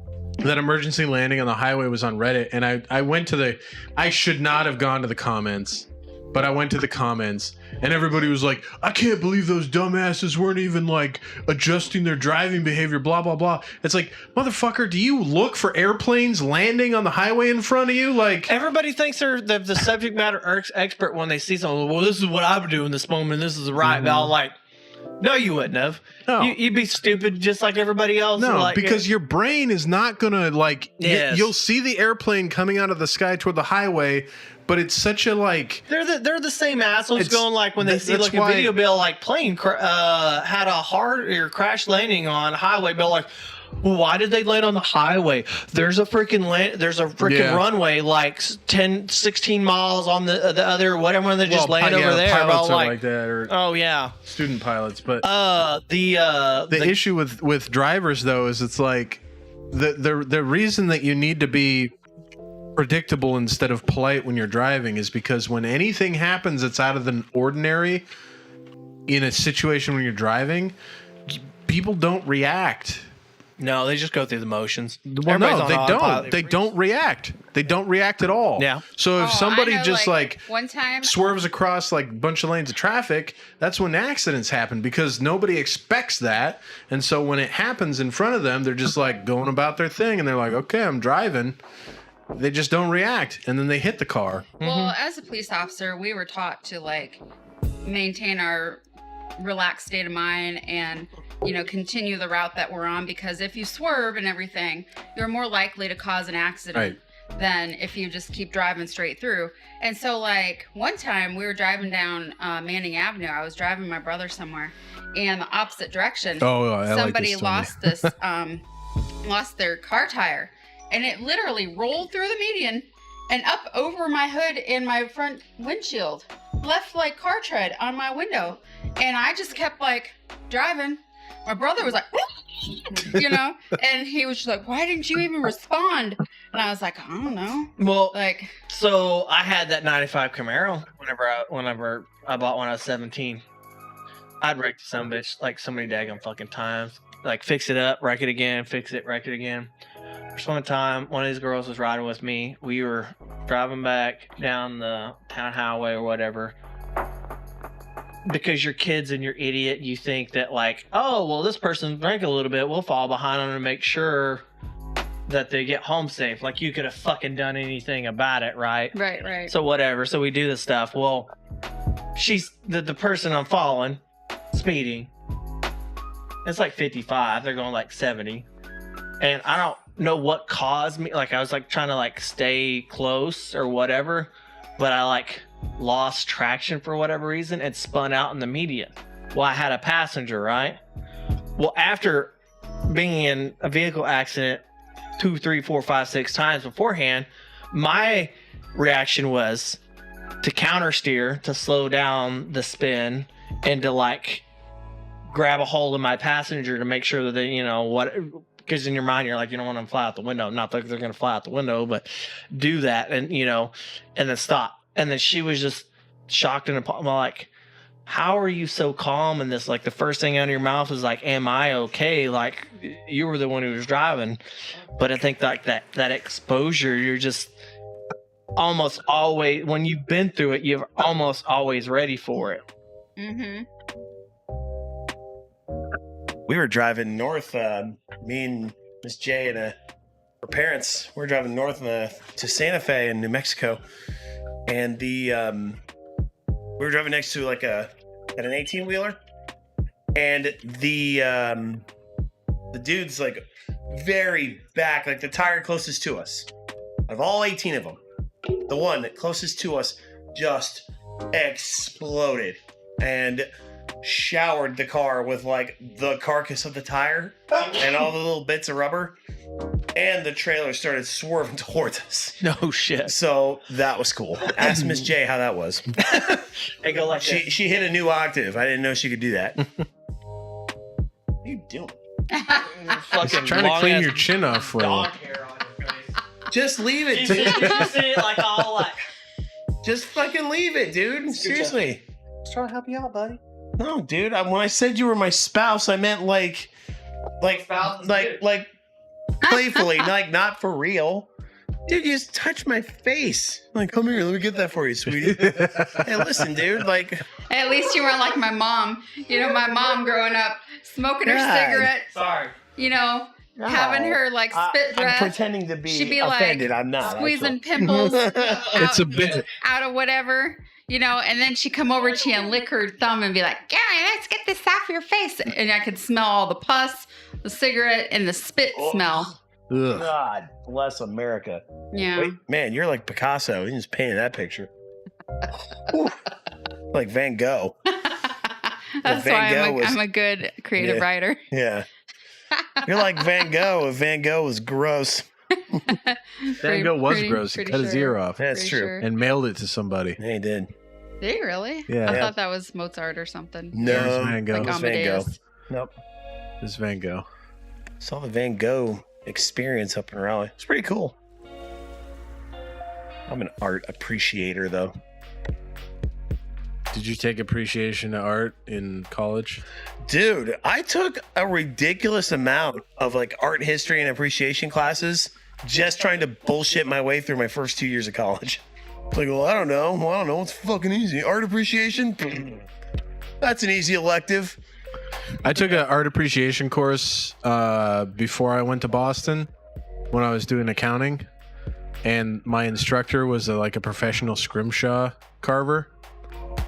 It was super cool because I had just read a book about somebody that carved like magical figurines out of scrimshaw, so I knew what scrimshaw was, Nice. and I was like, I know what that is. Super cool. But like he hadn't even started doing it until he was in his 30s because he got injured in the military and medically retired, and he was like in the hospital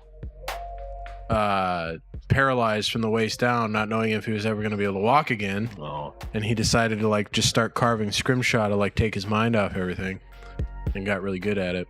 He could walk by the time he was teaching the class, but good for him.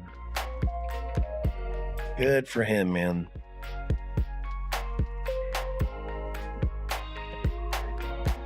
yeah, it's supposed to rain until the morning. Cool, perfect. Means, At least my plants will be getting some water. Yep. yeah.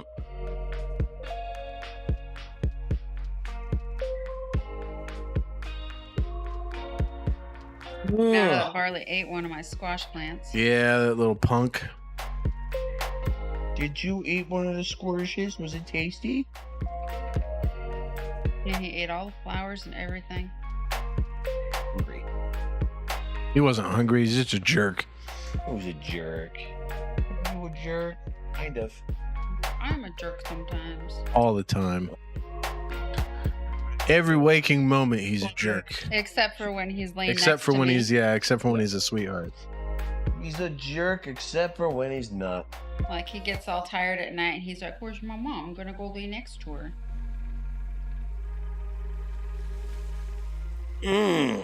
Yeah.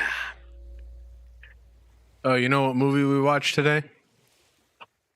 Really? Really? Finally? Short Circuit. I fucking I hate all the. Your mother was a leaf blower. What are you, like, Silence of the Lambs Yeah, saying that? yeah. What the hell? Hello, That was Clarice. super weird. Oh my god! I really thought you were gonna say it. So- one of the greats from the 80s. I should have led with that. You When really we watched should. one of the greats from the 80s. He would have been like, really? Well, Oh, wait. no, I know you've seen one of the greats from the '80s. I'm wondering if you saw the sequel. Mm-mm. Are you going to? I mean, it's Someday. almost- No. Maybe. I don't know. Is Gandalf still there? Damn, good for you, man. He said You know? hi and then just kind of. It's just- Yeah, we kept ranting. Yes. We lost Giving all him of our any viewers. kind We of- had 5 viewers at one point. Oh. Now We're we have giving one. any kind of attention to him. Oh. It's just My bad. Oh, yeah. hey. Still there. So I talked to you all back about playing Frostbite. I just told Matt earlier before the stream started that We're up to one. I actually beat it yesterday. Like, it's pretty freaking difficult. It's brutal when you play it just on the standard difficulty when you first start it, but the game's badass. Yeah. Badass. I think I'm going to focus on survival games when I do gaming content. And Shipbreaker, because that game is freaking cool. I'm already back into 14 already. They had their freaking update on the 4th and the 5th, and then I just can't do MMOs. I've tried. I do dailies, and that's like, and I kind of just. The main thing is like Final Fantasy 14 picks up when there's like a major like expansion that comes out, and there'll be like a lot of people, and because you have these things called free companies, which is like your little faction or your little guild or whatever.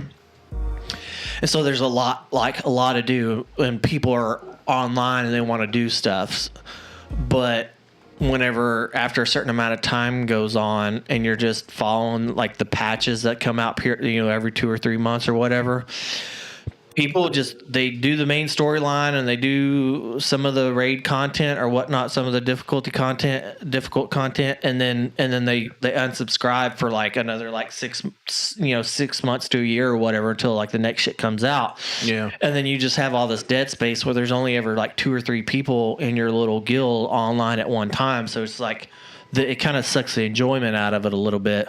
Like I have certain goals and stuff or whatever, because you got crafting jobs and then you have melee jobs, and the melee part I'm just like, okay, cool, like I do that bit, but it's not as entertaining.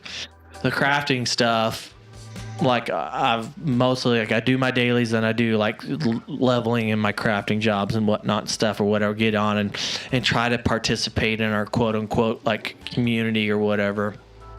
I don't know. I played City of Heroes and I played World of Warcraft in closed beta and then all the way through like vanilla and into I played up until Wrath of the Lich King. And then I took a break for a while until Legion. And then I played a little bit of Shadowlands.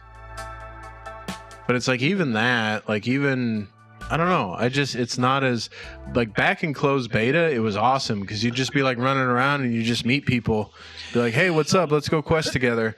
And now it's just like everybody wants to get on the queue for the dungeon and do the dungeon. They don't When you start getting into in-game, I've noticed that with MMOs in-game, there's a division. Like if you're doing for what we call like Final Fantasy 14, people call like MSQ, so like your main storyline quests, right? There's camaraderie behind that because you get to like it's like when we talk about movies or anime series and stuff, is like you're sharing the story and like, hey, this is really entertaining, this is good writing and whatnot.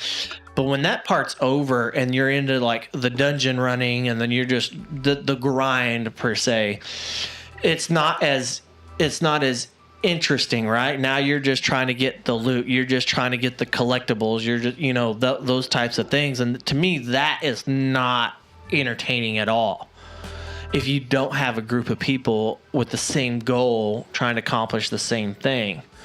So that's where the multiplayer aspect of like the MMO that really comes in and it makes it enjoyable.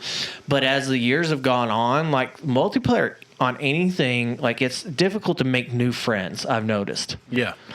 Like that's why I'm as far as MMOs go, like I've tried, I don't know. I always end up just soloing the content, and then it's just like, what am I even doing in an MMO for? Yeah. Why am I paying for a subscription? Like, there's nobody's social anymore, and I honestly don't feel like being social. So even if people are social, I don't care because I don't want to talk to anybody. But see, that's the thing is like in order for me to continue to enjoy it, I've driven myself to be a more active person in my little guild or whatever. So the leader of the guild, like I try to talk to him on a regular basis or whatever. Some of the other more frequent players and stuff, I try to get into like voice chat and go do things and stuff with them. Because like when I played Final Fantasy 11 way back in 2003, 2004. Oh, nice. I thought they had a multiplayer mod out for a while. It just kind of was shitty. Yeah, it was called ESO. Yeah. No, Skyrim's had a multiplayer mod for a while. It might not have been that great, but if it just dropped today, that's interesting. I don't know. I've just tried to counteract my antisocialness as far as games are concerned. Because if everybody's antisocial, but everybody wants to be wants to enjoy the game, and it's more enjoyable in a social aspect, who's going to take the first leap, right? And by driving myself out of my comfort zone or whatever, I found that like I've extended my subscription. I got no problem with like, especially being online. It's not that I'm like anxious about meeting new people. It's that I just don't give a fuck. Like I just don't care. So I don't want to get anxious about meeting too.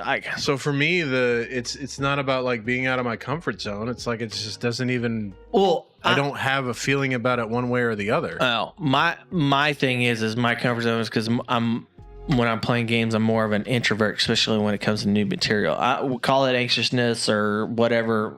I don't know. But I do know is that I have more fun and I get more fulfillment out of playing the game if I'm in a community and I'm doing like multiplayer stuff and I'm with friends. So I drive that. I was like, well, I mean, I will say if I like it better that way, but nobody else is reaching out. Obviously, nobody's reaching out to me to go do shit. So like, all right, cool. I need a person to drive that because that's what's important to me. I will say that like our biggest fan of the show, Steve SP, like I met him because I was doing World of Warcraft streaming. Yeah, and he just like popped in, but we were chatting on stream. I was still soloing all the content. Yeah, like, and that's the thing. Like, I've tried. Like, I'll go into chat and be like, "Hey, who's doing this quest right now?" Crickets, nothing. Well, because that's a weird thing with like society, and you see like a weird like it's. Reality is reflected in the gaming community where they used to be polar opposites with one another, you know, like when gaming and multiplayer was a novelty almost and was not like the norm. Well, everybody was more in tune with meeting new friends and all that stuff. And now it's like when World of Warcraft was vanilla, like the first 2-3 years that it was live, yeah, it was a totally different experience. Well, it's the same thing with like Final Fantasy 11, Final Fantasy 14 in the beginning days. Like you had to walk everywhere, and in order to get to your destination. I'm not talking about gameplay. Well, like to me, like well, I'm talking about interaction. No. But the thing is gameplay is what led to the interaction. Is because since you had to walk fucking everywhere, that meant you were on the ground and you would run into people and they would help you with whatever you're doing in that moment. Like, oh, you got aggroed by some boss on your fucking path to this next major city. Well, if there are 2 or 3 other people around, they would just come over and help you. That's the downside to like 14 is you got flying mounts everywhere. So everybody who's been playing it since its inception in 2013, 2014, everybody's flying everywhere. Yeah. So the new guys that are starting out and they don't have their mounts yet to be able to fly, they don't have that capability and they're having to walk or ride everywhere. They're not running into higher level people. Into as many fucking people and meeting those friends. They have to hit that shout command and be like, hey, who out there's got room for me to join their group? And then so many of the groups like, oh, we're casual. Well, basically now casual is synonymous with like we're half-ass play or half-ass online. Not necessarily half-ass playing the game. That's fine. Like you casual player, it's casual whether I'm online or not. I think nowadays casual is like hit major updates and then tune out for the rest of it. No, I think casual can be interpreted as I have a family, but I still enjoy playing video games. Well, fair enough. Like, I think that's what casual means there's nowadays. More than one caveat. Like, I mean, to that. That's fair, but I feel like for me personally, I'm a lot more casual now than I was. But I've always been a casual. Right. Even though I was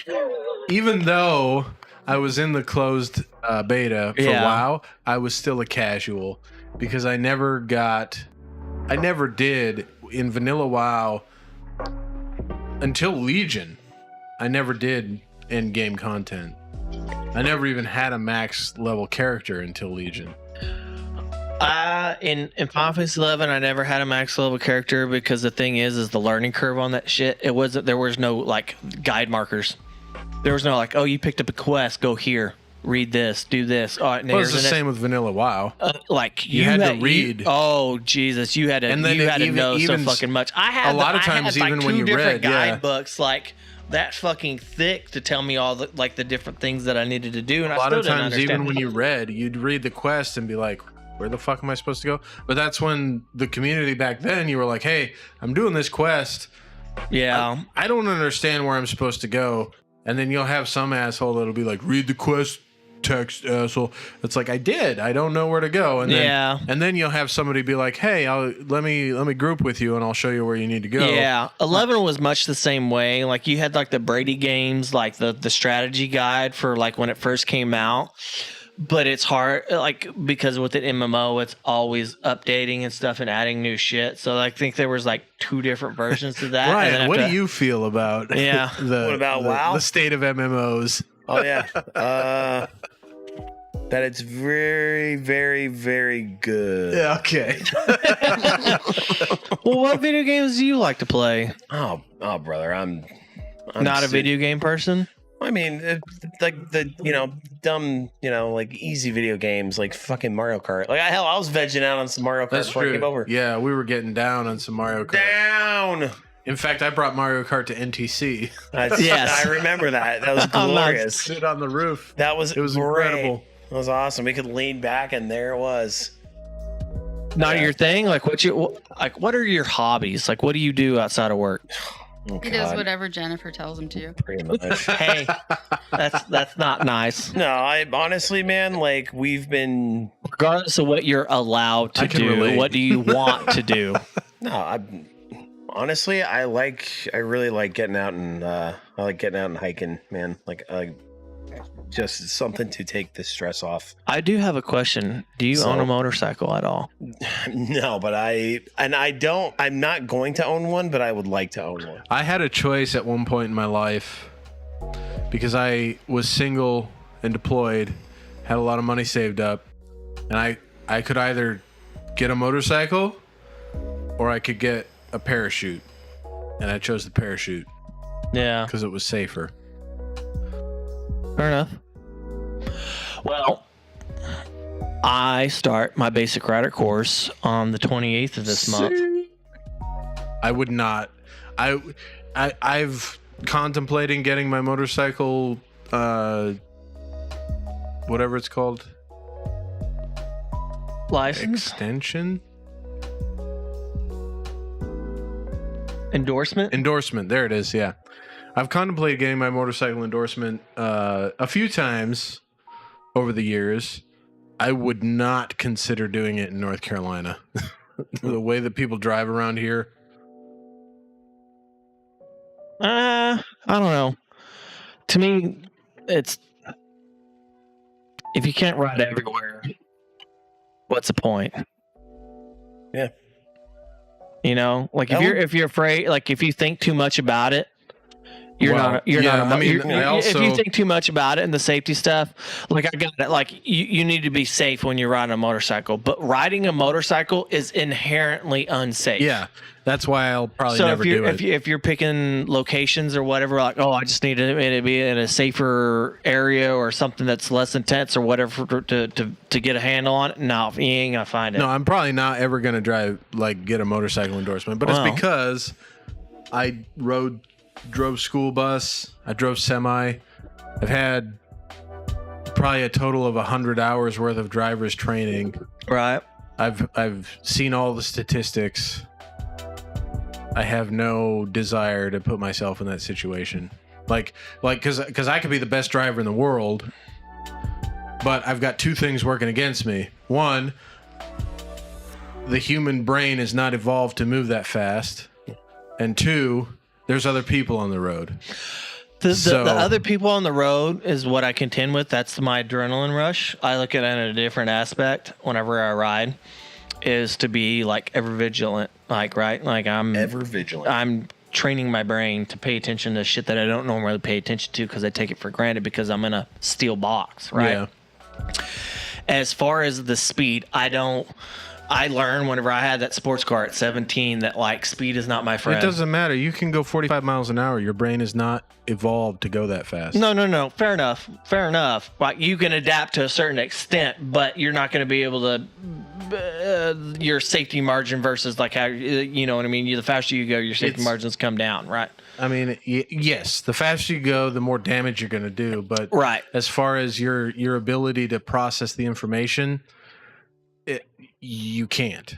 I You got can't adapt to that. You just can't process. But to the me, information. that's the adrenaline behind me. Like, Yeah. right, I mean, the, there's the freedom behind riding a bike. I honestly, I was just trying to reach out to figure out something that we could more commonly bond over besides podcasting. Because I have a bike, And I think it'd be dope as fuck to ride with you guys because I think y'all would be good riders. But if that's not y'all's thing, I'm not gonna pressure you into like it. I right? said, I've thought about getting an endorsement, but I think Have you ridden a bike before? Especially, I've been on a bike. Yes, I've not. I've been on a four-wheeler. I've been in control of a four-wheeler and a three-wheeler back when those were legal. Yeah, I'll tell you one vehicle I wouldn't mind getting because we did this in New River Gorge last year, but a fucking UTV.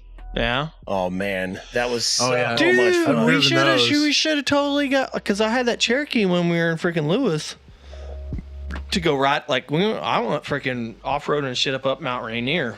Saw some phenomenal fucking sights and shit with Earl and all them or whatever out there. Yeah. Oh, dude, that'd have been fucking dope to take y'all. Y'all did the. Dude, if Jennifer, did y'all do the hike? No, I didn't. I didn't. No, we were. I did enough road marching when I was in the infantry. Yeah, no. So. In fact, we missed the hike. Me and you missed the hike that day. We flew out to Yakima and got fucking beat ups. To me, it was pretty. Oh, because that was we flew the guy out there so he could fire somebody. Yeah, some dude got fired and we got beat ups. This was a great day for us. I don't know.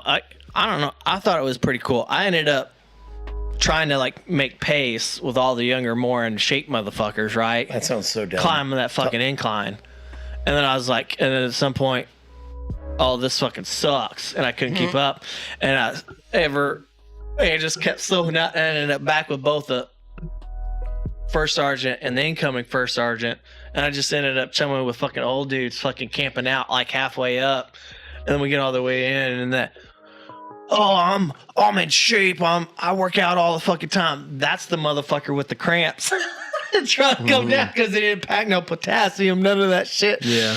Whatever. And the trek, I don't know what in their minds, because it was we planned it and then they didn't pick a date. And then when they picked a date, they half-assed the planning. And then we just went and fucking did this shit and they handed out MREs. Well, that's how it works in aviation. Yeah. Of course. Because so what they thought was going to be 2 hours for this shit turned out to be 4.5, 5 hours. We got back after dark. I was actually talking about this with Chrissy May not too long ago, but it's every now and again you get a hair up you get leaders that get a hair up their butt that they just want to suddenly remember that they're in the Army and do these things then you get. I don't know. That hike was the least Army thing I felt like I did at Lewis. Then you get this text message that'll be oh yeah, we're gonna do a 8-mile road march on Thursday. Oh, well, that's Army, but yeah, and it's excuse me. Yeah. When's the last time any of these people have road marched? Well, yeah, did you look at the DTMS? When's the last time we actually did a fucking ruck? That's what I'm saying. Because it's on your requirements. But we waive that shit every fucking year and never do it. Well, that's what I'm saying. It's I get it. Road marching is part of the deal. I just looked at it as an adventure. It wasn't a pass or fail or a no go. I was just well, fuck, if I can't fucking do it, hack it. I'll just turn around and go home. My issue with it is you get these people that want to do these big hua things, but they don't do any conditioning. Yeah. We did road march when I was in the infantry. Every Thursday was road march day. Yeah. But we didn't do an 8-mile road march or a 12-mile road march every Thursday. We'd do a 4-mile march, and you knew it was coming, so you'd come in an hour before PT started, and you'd end around the time. But you knew how long it took to do a 4-mile march. Yeah. You'd do a 4-mile march, and then once a month, you'd do a 6-mile. And then once a quarter, you'd do an 8-mile. And then once a year, you'd do a 12-mile. So it was you were constantly conditioned, though. You didn't do anything less than 4. They're but more, you were constantly infantry is more of a regimented type kind of stuff. But if you're going to do a road march like that, you have to condition your body. Because there's no amount of strength that's going to get you through a road march. That's the one thing about aviation I've really always hated is because, especially if you're in a fucking deco when you're not flying, they try to act so hard and be so hard like they're freaking, infantry or Cav Scouts or some shit. I'm no, bitch. You bunch of soft, fat fucks do what soft, fat fucks actually fucking do? If you try to do this, and then what do they actually end up doing when they try to be hardcore? They end up breaking off a whole bunch of motherfuckers because injuries. they are not as disciplined as they think they are. They're not as high speed as they think they are. Like, that's the reason why, to me, and I don't know what article it fucking was, but statistic wise, the NCOs in aviation are the weakest in all the fucking Army. Yeah. I've said that for the entire time. Ours is a lot more high speed than all you all. Half of them. You've been. Half of them would be I've always said that you're a better soldier than I ever will be. Well, that's the thing is, there's a part of, like, there's a little bit of guilt that I feel every fucking day that I'm not as high speed as I fucking should be. But the thing is you only know and learn what you can from the people who teach you. And here's the thing. You're learning from a fucking bag of dicks. Like, I have constantly, be a bag of dicks. I have regularly said that the aviation NCOs are the weakest NCOs in the Army. Yeah. As a whole. That doesn't. There are individuals that are solid. Right. Individuals. It's got, and I do feel that it has a lot to do with, we make concessions for like duty day and like crew rest and shit like that. But I don't think those factors are necessarily what causes the weakness. I think it is the, or disorganized. Like we have this weird rhythm to the chaos. It's the focus on maintenance over discipline. Mm-hmm. And it's like, well, we can't do this because this has to get done, and this is the main priority. I'm all I'm all right, about, well, like, I got it, but like, if you'd actually fucking scheduled out, if you had the discipline to schedule motherfuckers. My thing about it is, I'm all about, when you're in the cockpit, like, we're all headed to the same scene of the crash. Right. There's no, like, you don't gotta call me sir. You don't gotta, like, take a whole lot of extra time trying to figure out how to talk to me. Just tell me what you need to tell me and get it out. But you need to have the discipline to understand that when we're not in the cockpit, now I'm sir. Like, it's not like I don't need to be called sir. I don't even give a shit if I've walked by so many privates on Fort Bragg that don't salute me. I don't care. I just like, whatever. As a warrant officer, your problem necessarily because isn't necessarily the individuals that have a problem with differentiating between the two. It's that the other people in your position won't fucking do the goddamn same. So, like, say, like, okay, you're CW2 and this CW2. You feel that, hey, in the cockpit, all right, cool, we're all the same, we're the crew, fucking whatever. And it's not. But then this guy, he doesn't give a fuck all across the board. That's the thing. Listen, I don't give a shit. Not everybody's on the same page. I don't give a shit. I don't give a shit. Gotcha. Cool it down, dude. You're shouting. But hey, it's not about. I don't give a fuck. It's not about whether or not I care. Like, it's not about whether or not I give a shit somebody calls me sir or somebody salutes me. It's about having the discipline to whether or not I give a shit doing it. Yeah. Like, and that's like in the infantry. Like, when I was in the infantry as a private, man, if I was talking to my platoon leader, a lieutenant, there was something drastically wrong in my life. Yeah, it was a little weird for aviation because, like, I mean, especially, did you notice me whenever I was like freaking orderly room? I would just walk straight up in the commander's office like we were fucking homies and shit. And you're not the only one. Like, in aviation, that's just like, that's the thing. Yeah. It's just like, I did when I first got there, though. I did have the biggest problem there. I forgot who it was. They were just all like, "Why do you not ever just call me by my first name?" I was just like, because the thing is we're friends and we're family up until you don't like what I have to say, and then it's disrespect. We're not on an even playing field here. I'm enlisted and you're an officer, and you'll sit there and bust my balls all day and give me shit because I get worked up because you're busting my balls.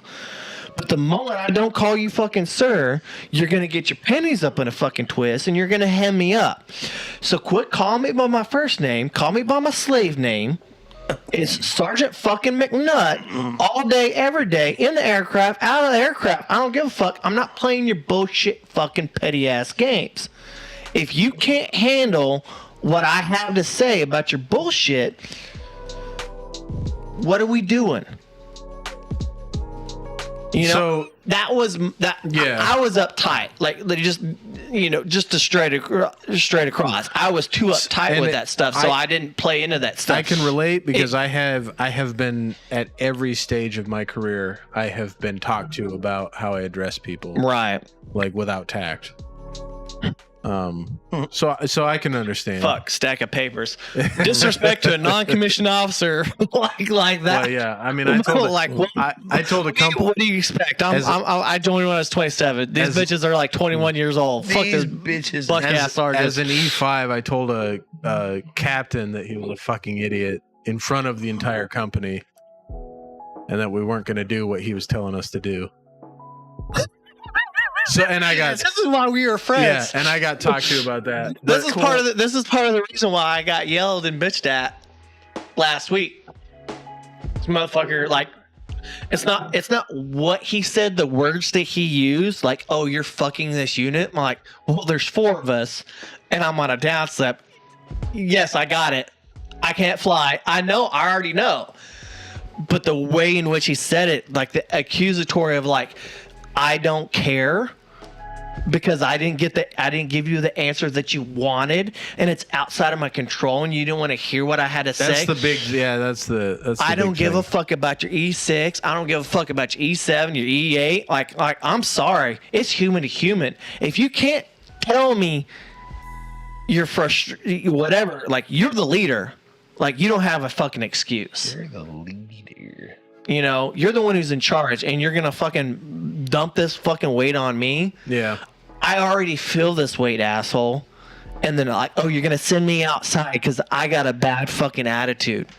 You do. Have a bad excuse me. You attitude. do have a bad attitude. Sorry, kiss my fucking ass. Like I was not made for the fucking army, but you know what? I'm gonna stick it out as long Yeah, as you're I fucking taking have. their money Yeah, with that ship the size of Mount Everest. I'm gonna stick it out as long as I fucking let me, I guess. And you're like, when they're like, we're gonna give you Article 15. Well, you might as well make it fucking chapter work because you're not gonna take my fucking money and make me do bullshit work. I might as well fucking go home. Oh, Sorry. you're gonna do bullshit work. Yes, you say that. You know, Well, I'll find everybody something says for you. everything with a big chest until it fucking finally happens. So we'll just leave it at that, eh? Eh? I feel bad. I had a Fucking soldier one Canadian. time. You know, Brink. Mhm. Yeah. So How do we get back on fucking? It's okay. It's fine. I put the veteran tag on Twitch. So, but This is the theme tonight. but I had a soldier. We're like triggering motherfuckers I out here. feel. I I'll try it here in a minute. I feel terrible for this guy, but so they made an example of him because he went outside the like 250-mile radius without putting a pass in or putting leave You're in. that guy? No. It wasn't me. Fuck. No, listen. He went outside the radius. He went outside the radius, and then his 2 buddies got in a fucking argument going down the highway in Florida. Yeah. To the point where like the guy that was driving pulled over and said, "All right, motherfucker, let's deal with this." They got out of the car and started having a fist fight in the middle of the highway, and both got fucking creamed and died. So this poor guy had to watch his friends get creamed and die in front of him, and then got back to third ID, dog-faced soldier, and they were like, "Oh, you went outside the radius without a pass. You're getting an Article 15 company Article 15." Completely like don't take anything Yeah. into context. Like Yeah. what's best for this fucking soldier? Like- be all like no, but here's the hard that's line not of, the end of it. That's gonna fuck you. That's not the end of it. That's not the end of it. They were like, Jesus. "All right, well, you watched both your friends die. Now we're going to give you 45 and 45 and take 3 months of pay. And oh, by the way, we're deploying." So he's got to do 45 and 45 in country. I thought my inconvenience of being accused of not giving a fuck about being on a downslip was fucking bad, and I was considering just driving off the fucking road.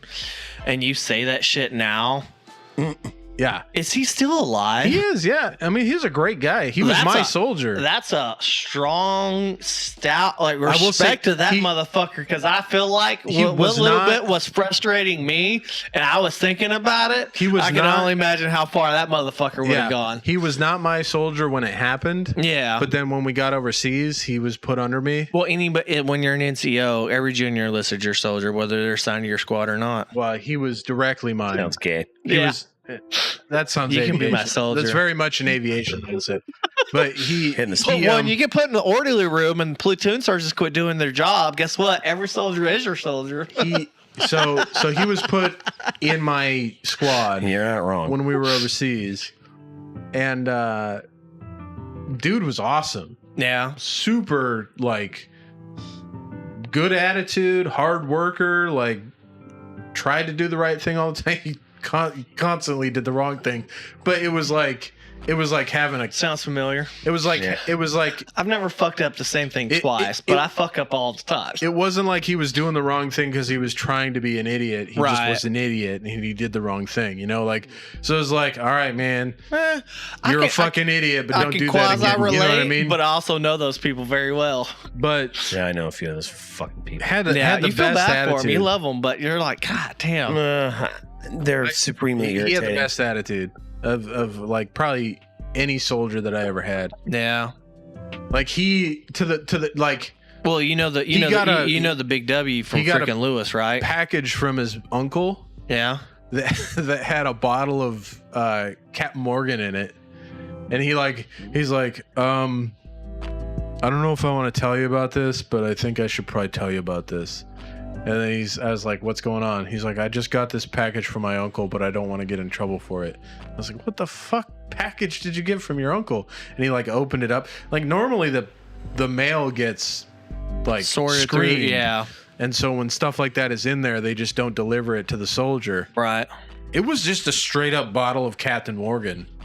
Oh, shit. And he like opened it and I was like, well, thank you for being honest and showing me, but I have to confiscate this now. I can't let you keep it because you showed it to me. And I have to bring it to the platoon leadership because I can't be culpable for Yeah. not reporting it. So then I brought him and we went to the platoon leader and the platoon And they were sergeant. cool about it. No. They were like, they said the same thing I said. They were like, well, thanks for being honest. Okay, but okay. Like they can't let you didn't keep let it. him keep it, but they Yo, didn't, yeah, like, but golf yo, so off yeah, him. they were cool about it. They, Yeah. they, they, Yeah, didn't, okay. they didn't cream the motherfucker on a shit that was he had outside of his already control. he was already getting 45 and 45 for watching his friends die, and we were all like, "This is fucking like you've already been punished enough, man." Like, but he had a great attitude about that's it. the one thing. It's like reputation's a weird thing with fucking, even in fucking aviation. It's like you do something that's not doesn't appear. It's not that it's not on the up and up. It just doesn't appear to be on the up and up, and because you don't have good reputation of shit. Well, now your reputation is shit. So anything that comes down the line that, like, you know, you're involved in, they immediately fucking chastise and fucking blame you and give you, you know, right shit. And to be on the receiving end of that, you immediately quit giving a fuck, and you start making all kinds of fucking stupid mistakes. This happened in Lewis. I don't know if you know who I'm talking about, but his squad leaders did not do any fucking favors, because your squad leader should be your cheerleader, right? It should be the one at the essentially very one, least a buffer. like telling the truth, right? But at their best, trying to be your cheerleader. Like you're the fucking your squad leader is your fucking meat shield, right? Like they're He's the a one. buffer, yeah, Yes, from the bullshit. right. That buffer was not there. That person, their squad leaders, there was this weird fucking shit where somehow he had 1.5 fucking squad leaders, and they just kept like, oh, this would happen to him, and they would just immediately fucking blame him over and over and over and over and over and over again, to the point where he quit talking to them about what he was going through because he was afraid of getting in trouble over this shit. And then shit would hit the fan because they didn't say anything and he didn't get any help. And then they just blamed him fucking anyways. And now I don't even know if that person's still in the fucking army anymore. Like, they're just fucking dog shit because they quit fucking caring. Yeah. That's a crazy thing that I noticed. In I feel like that happens a lot just in the army in general. Well, I would understand it. Like, I wouldn't be so mad about it like at E6 or E7 or E level because it's a little different. I don't understand that She level don't like yet. being pet. Oh. But the E3, you know, the private and specialist level and shit, like, I judge that shit fucking hardcore. Like, if you're that person's fucking individual squad leader, like, I judge you fucking hardcore. If that person's fucking struggling and you're their, like I got an E8 doesn't know this fucking E3, and they just see shit paperwork come across their desk, be like, fucking textbook, boom, Article 15, right? Yeah. Fine. But that to me is a failure of their fucking squad leader because they're piss ass fucking representation. I've been there, so I've been on both sides. Well, I haven't been a shitbag private, but I've been a Full claim. I've been a team leader and squad leader that has had shitbag privates under me. Well, And I would say this person wasn't a shitbag private. It was a series of unfortunate events that could have easily have been averted had they had good reputation and some fucking backup whenever they, like, when something that you at that age and at that rank you have no idea was coming. If you'd have just had some backup instead of just accusing you of basically foul play or whatever, just not doing your, because it was quasi in the army and quasi civilian shit. Like, they Right. got their vehicle fucking repoed because they just didn't understand shit, right? And it was so part of it. So they accuse them of, oh, well, this because they thought a certain fucking way. Whereas if they had just had a squad leader that it would just sit down and listen to them and actually believe the words that came out of their fucking mouth, that person would never have gotten fucking derailed. I mean, the challenge is, and I've talked about this as in my role as a mentor, as a warrant officer with a lot of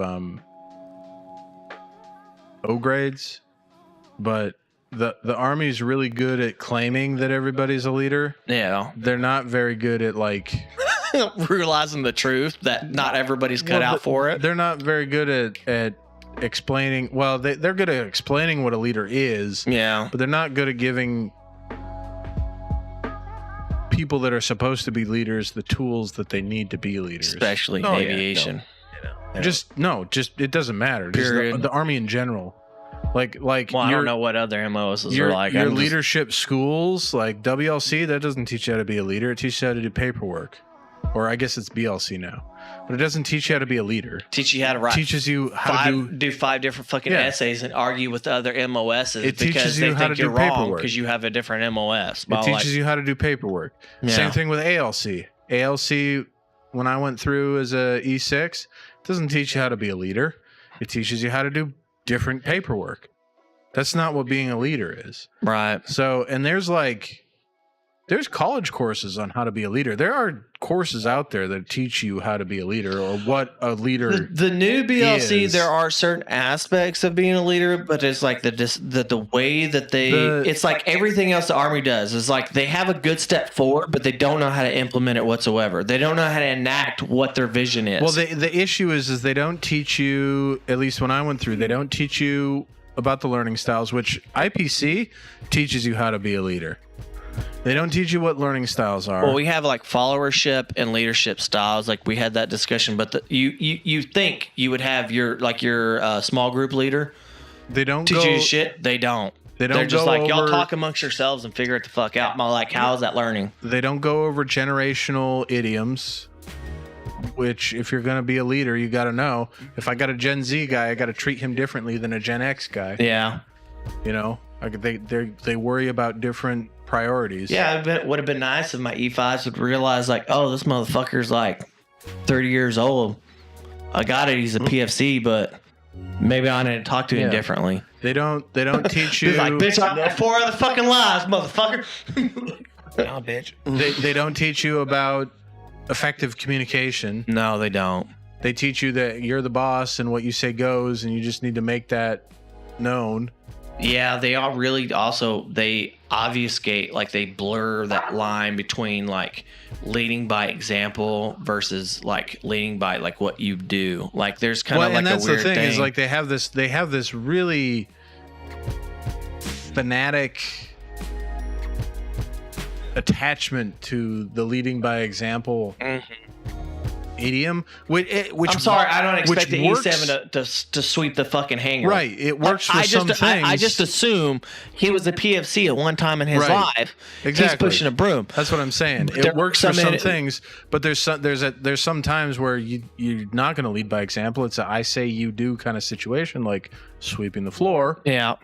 And They're it's like, I don't need to show you this, so you should know. And it's a It's like situation where mowing like lawns right now. that E7, as soon as he picks up that broom to sweep the floor to lead by example, he loses control. Well, also there's also like I can only speak for like aviation. There's a big gap between E6 and E7 as far as like how wide your fucking view is, because the E6 is still by an E6 you're kind of slowly getting a grasp on that whole administrative paperwork, blah blah blah, leading soldier shit, but also you're still kind of incorporated in the I'm doing as what my MOS is, right? You know, I'm still like very physically involved in the MOS. Now you got it down pat. You are the peak of you are at the 100% mark of what you're crewing or maintenance and like all that stuff. But there's this huge turnover when you become an E7, and your picture becomes wider but longer as well.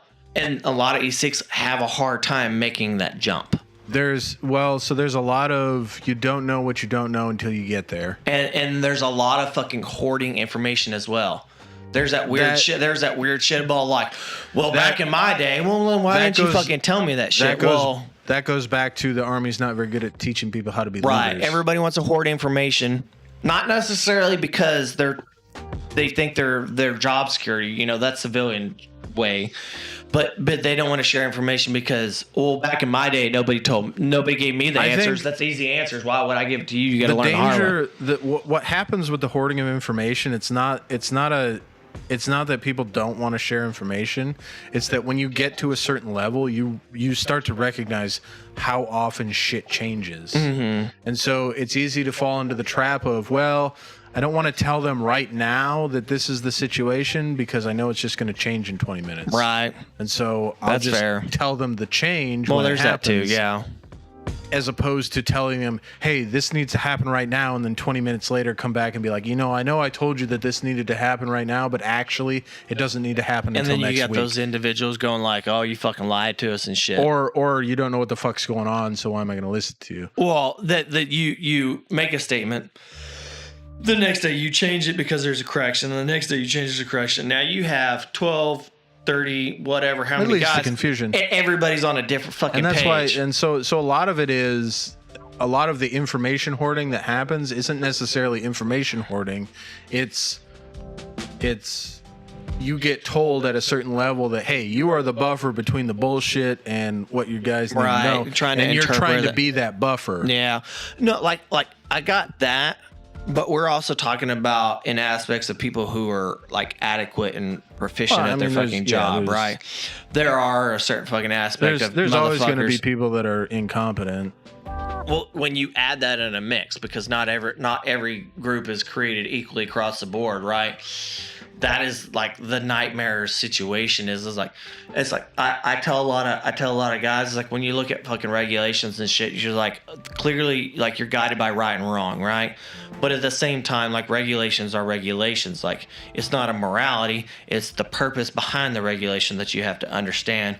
And then once you understand it, then at that point, then you can figure out what the gray area is, because there's still a shitload of fucking gray area in everything we fucking do. Yes, are you not technically going... Intern Ryan can speak to that. Yeah, if you're not technically doing it by reg, but you're getting the job done, okay, cool. when you do that, are you going to be in advanced mode of trying to cover up that you worked in the gray zone? Well, then you probably shouldn't have been there. Or if you can be like, it's a defensive position and everybody will fucking relate and understand to it. Oh, okay, well, there you go. That's that weird nuance that leadership, if you had proper guidance and good ass motherfuckers, you know, role models ahead of you, could teach that fucking shit. But they don't. Sometimes even the best leadership, and I'm talking about aviation, some of the best leadership we had, they don't have the fucking time to talk to their fucking juniors and explain that kind of shit. And then every time you get into that new position and all this responsibility gets loaded off on you, and they expect you the moment you pin to understand all that shit, like, oh, you should have got all this fucking leadership training in your last rank. No, you didn't. You're literally just... It happens at all levels, and that's why it's like as a stick wiggler, I try to pass the knowledge that I have on to like the younger guys, because like the position that I'm at is kind of strange as far as the Army goes, because I'm a leader in the sense that people look up to me and they try to emulate what I do, but I don't have any direct subordinates. I don't have that's as far as leadership I don't goes, have a or single direct subordinate. That's fucking awesome. That yeah, it's great. To me is a perfect position to be in to mentor soldiers. When I am in command of an aircraft, I am a leader. I am leading that crew. Right. And I have to be in control of that crew.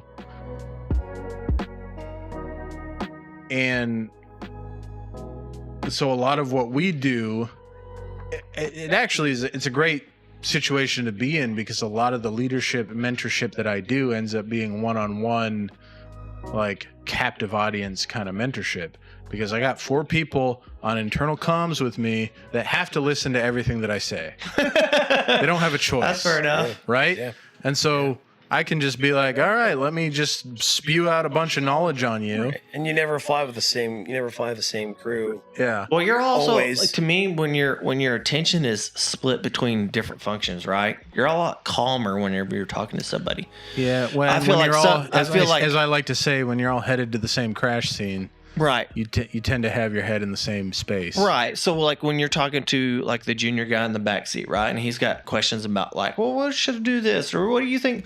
Like, were you in this situation? How would you react? Right? Everybody's already hyper focused on the job at hand, right? The mission or the destination, right? And so it's secondary. You're a lot more calmer talking to that person, and they're a little bit more receptive to it. I found that I've got better mentorship flying in the aircraft than I ever did sitting in a chair facing the guy who's mad at me right now because I didn't make the correct fucking career choice, right? Because they're when you introduce anger into it. Because you're able to. You there's nothing else taking your attention away right now. So you're hyper focused on that one individual, and you can dedicate all your emotion and mental whatever to that person. And then when they don't do what you think they should have done, which is the wrong fucking answer, you know? Yeah, I don't know. It's tricky. No offense, but we hit the 3-hour mark. I mean, we were just in the middle of a conversation. I didn't want to just be like, all right. Well, good night, everybody. she was just all like, bitch, I should have went to sleep like an hour and a half ago. Yeah, I've been tuned out. I didn't have anything. Maybe we can. I didn't have anything to talk about. Y'all are just taking care of it. Here's my contribution. I'm a shitty soldier, but I'm a you're a Marine. Yeah, exactly. So of course For that you're a reason, shitty soldier. I'm a shitty soldier. I'm a slightly below average Marine, but I'm a slightly above average pilot. So it all washes out in the end. Are you though? What's up? I mean, You bitch. You bitch. I hate you. I don't think you heard me yesterday when you got, or was it yesterday? Yeah, when you got your like 1,000-hour accident free. I was waiting. That's miraculous. Yeah, no, dude. I was waiting for someone to be like, "Hey, wait a minute, that's fucking bullshit." Yeah. And I was gonna be like, "Hey, those happened after the 1,000-hour mark." I was ready to rigorously defend myself. No, I screamed out, "It's a miracle!" But Only That's the awesome. 3 people sitting next to me heard me. It's a miracle. Wait a minute, doesn't he have like a bunch? Yeah, but none of them got on my 7122. If it ain't a C, then I don't know, something that rhymes. Yeah, God, I'm glad that month is behind me. Ugh, yeah, man. Everything McNutt said for an hour. Yeah. Jeez. Yeah. I don't know. I felt like I had to like bully my way into the conversation. He has opinions Yeah. about leadership, and like I said, that chip's the size of Mount Everest. Like, oof, man, tells how you're. I'm not normally the one I got saying. messaged and said it was told maybe I should start talking about horses because that way I'd have something That way to you'd talk have something about. to say, that and you we'd have guys nothing to can't say. relate to. Yeah. There you go. Yeah, but I've never ridden can a relate horse. to being a leader in the army. Yeah, but I talk about it and y'all go silent, so there's no point. What? Yeah. Matt hit it on the head. My leadership experience in the army is exactly what you said, and that's the only part that interests me, honestly. Like, you command a crew well, and I command a crew well, and that took time and training, and yeah, it's like you said, you have a captive audience, and it's perfect because you want to like teach people. Yeah. Honestly, it's not about subordinating them so that you can like quantify that on a sheet for some other officer to like pump you up, Right. It's because it's a mutually symbiotic and beneficial relationship. Because you don't get credit for anything that happens. Right? Fuck no. In that situation. Yeah. And for me, it works perfectly. You just get blamed for anything that goes wrong in that situation. For sure. And, well, God bless America. I know what you're talking about. Stephen Perez. Yeah. Welcome. Yeah, dude, you missed the best part. No, you didn't miss You came anything. in at the best part. You came in at the best Yeah. part. Just had a long discussion about Oof. Yeah, all that probably nobody shit can made relate me to. sad. I was like, God bless America. See, that's all the shit about the army I fucking hate. Nice. I'm like, dude, I just You, want, what are you drinking? You drinking anything wanna be a fun pilot. tonight? what are you yeah, what are you drinking? I'm just here to be a pilot. I haven't drank enough. I'm a shitty soldier. Again? When I feel like that was something between you and him that you shouldn't have told us about. hey, let me tell you something. All right, those chili cheese nachos with the extra jalapeno dip, We did have. Ooh, Stephen P. You did. What up, man? You did miss us eating some banana pudding that Chrissy May made, and it was so goddamn delicious. good. I'll be right back. I've been holding this pee for an hour now. Yeah. Yeah, I wouldn't mind some coffee. I gotta Yes. drive home. Let's do that. Once Gitches got back from. Give me medium mugs out of the. Oh, I get the cups. Kips. What you like on Chrissy May? Yeah, please. No, It's so Steven. weird to finally get used to everybody's I don't pee Fake in. names. I'm a guest. See, what I do at my house. You're an intern. That does not make you a guest. That is the exact fucking opposite. Hey, don't tell me what the hell I am. I know what I am. You were not a guest. I'm absolutely a guest, all right? And now I'm the only one on the show. Excuse me, don't interrupt on my show, okay? I'm the only one sitting here. This is clearly now my show. I finished all this. Ooh, Winter Jack. God damn, girl. That's what's up. Pee in the mug. That's what I do at my house, all right? I can't do that here. That's rude. See, it's not rude at my house. Now, fuck you. Eat shit, all right? I'm the intern on this show.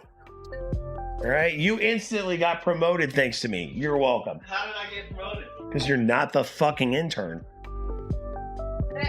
Seriously, you're a regular member on the show. I hope to be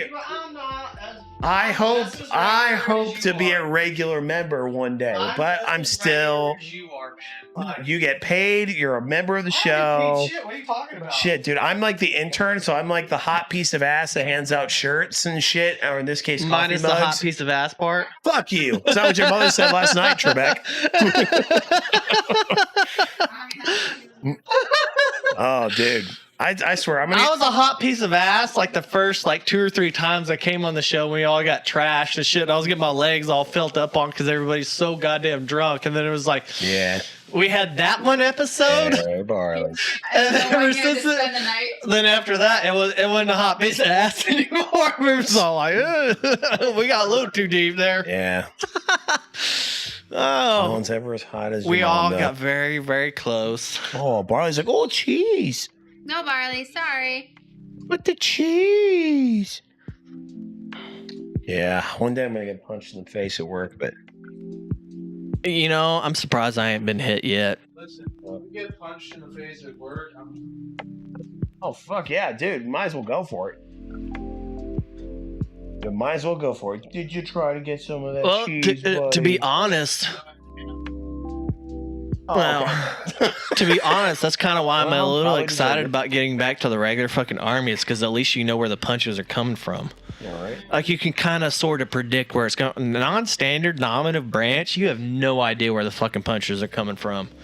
You Are we think, speaking- everybody's first name basis, Back on everybody's this. friends and shit. You know, you can just say what you need to say or whatever, Aw. and then immediately, like it's been like 6 months goes by, and everybody's just like cool with how you are.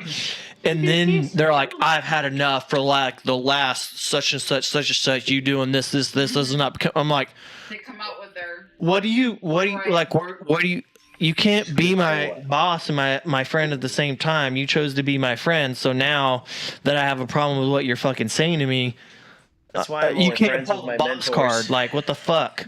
You know, I can't. I hate that shit. It's so like, I got it. You're within your regs or your rights or whatever, but it's still fucking confusing and annoying. That's why I never was friends with my bosses. Like nothing. Eating cheese. I'm just Getting the sitting here cheese. getting shows added to my Plex. I don't know. Both shit's stupid, but at least regular army's like some quasi predictable stupid. You know what I mean? It's like It- stupid you're used to. Well, at least stupid is the operative word. Stupid is and stupid does. yes.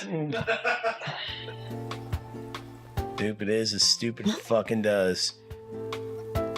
Yeah. Oh, Yeah, stupid is stupid is. And then get loves. Everyone's Jeez. I swear to God, dude, that commercial's been stuck in my head my entire life. You live the Huggies commercial, or no, the Loves diaper commercial where it's like live and learn and then get loves. I swear to God, that commercial's been stuck in my head since I was a kid. I don't know why. It's so fucking random. Yeah, dude. Yep. Bunch of bullshit ass drama for your bullshit ass mama. I don't know about y'all, man, but I just want to fly helicopters and airplanes. I don't. it. I'm not excited about the flying part per se because it's just Oh, to that me it's sucks. just old news and it's boring. Well, yeah, because you fly in the back. God, I'd be bored out of my fucking mind too. Fuck yeah, brother. Yeah, Well, flying LA. It's That was not. fun. It's not so much because I'm that was, bored kind of in a the challenge. back because I'm not in control. It's just because like the mission sets don't change very often. You know, it's just it's a lot of repetition. Like the newness wears off pretty quick, right? You know, your expectations are really high. Be like, oh, I get to fly. Your expectations are like way up here. Well, then you start to fly. Your expectations are being met because it's thrilling. You know, it's like, very exciting. But then when you hit like the 2, 3, 4, 5, 600 fucking hour mark, you're just kind of like, this is just getting scarier because now I'm starting to pay more attention to all the shit that I was missing when I was at the 100-hour I mark. know. Therefore, it's always interesting. and You then- make and- an excellent point. And then when you start to get past those marks and stuff, and you're just like, wow, now this is just fucking exhausting because now you realize how much shit you actually have to pay attention to. Like, oh fuck, this is actually legitimately fucking dangerous. you know. It's not fun anymore. take And it. it's like, well, it's like the last one we did. The 2 high-hour guys, I won't call them by name enlisted, but they got spooked while we were out there, right? Because they're at their 1,000, 2,000 hour plus mark, and they're just like, what's this fucking worth? You know what I mean? So they kind of quit. They backed off. No, I'm talking about the Rej Desert. They got Reg. fucking Ooh, thanks, spooked. sir. And when we got back to Garrison, they didn't fly nearly as fucking much. They're just all like, man, I'm so daggum close to retiring. I don't want to risk it anymore. So, not to say that I'm at that point, but like the newness of flying has definitely worn off. I'm excited to get back to Blackhawks. I can't tell you how many guys I've pissed off because I'm like, Yeah. I'm at like, I get it. I'm at the point where I'm like, I'm excited to go fly. Oh, I'm on the schedule. Oh, okay, cool. And then 10 minutes into the flight, after I did the pre-flight, get ready, get in the air and get launched. And I'm like, oh, I'm all ready to go home now. I'm like, turn it around, send it back. Do And something you're to like, make money. fuck, I got 7 hours of this shit. Damn. I got told yesterday.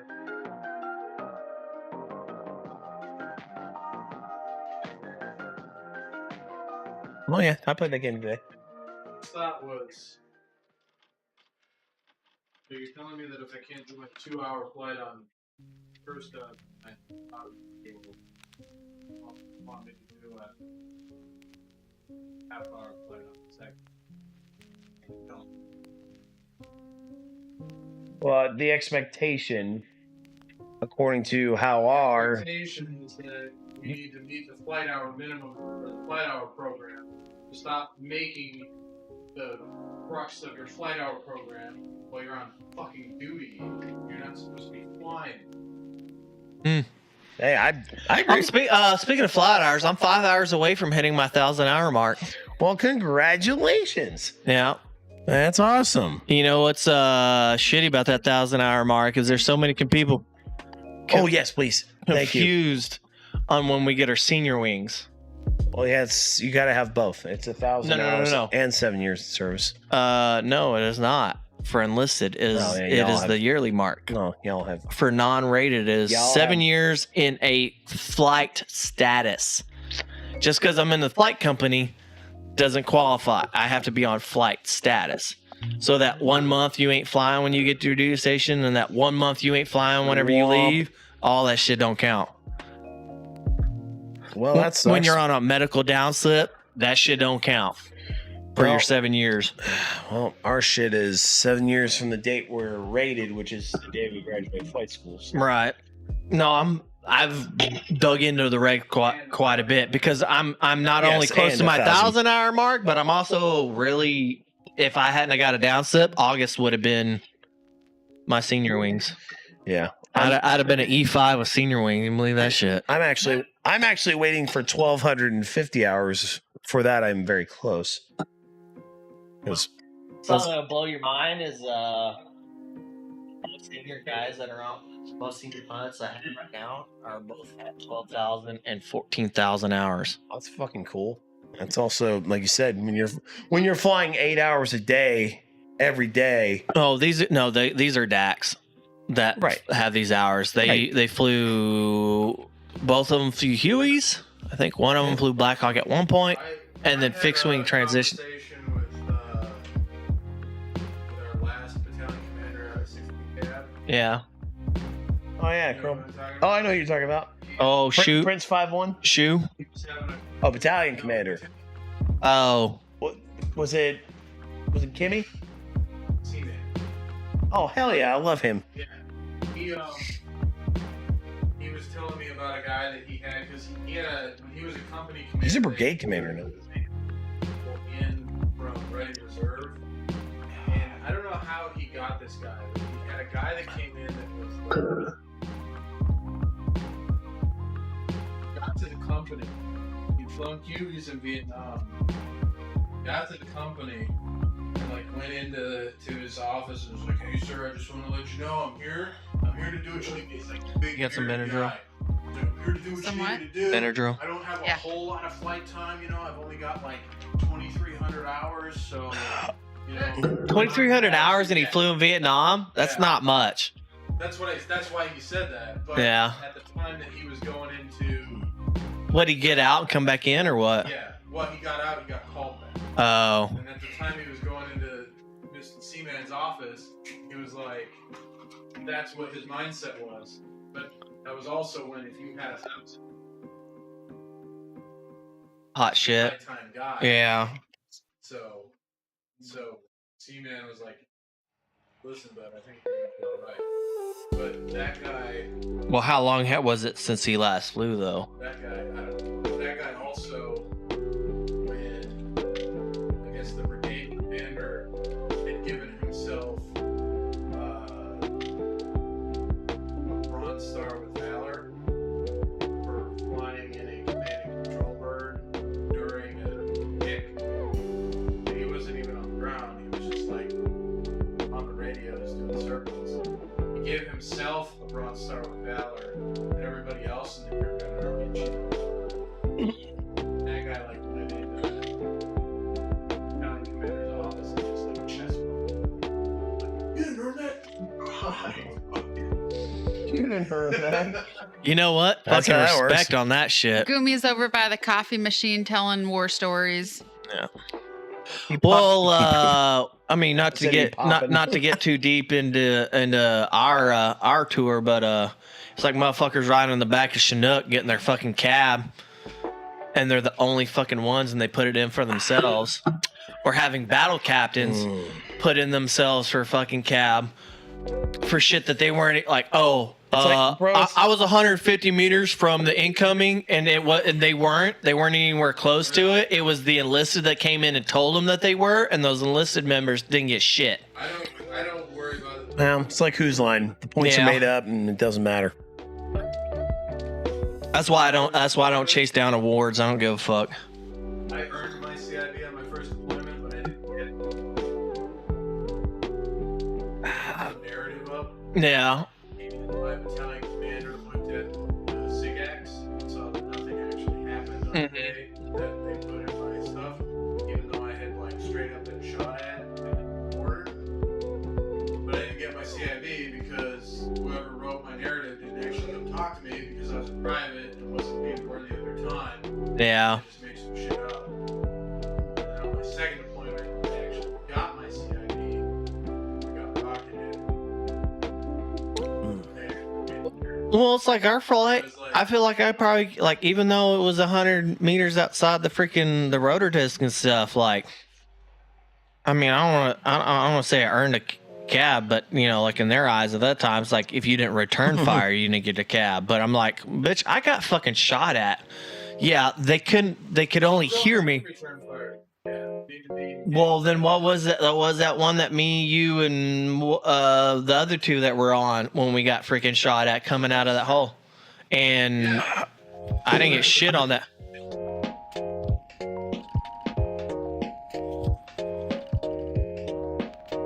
Well, you do realize I was the only person in the aircraft that didn't actually already have a cab, right?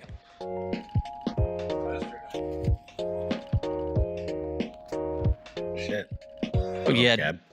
I thought y'all both did, because I know. I have a CID. I knew like freaking Hell, fucking other Matt did. Oh, Behuniak. Fuck.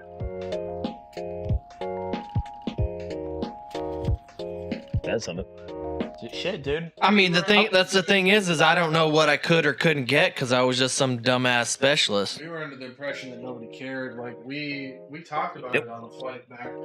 Yeah, you guys talk about it amongst yourselves, but you don't talk about it like with the people that matter. We talked about it on the flight during the flight.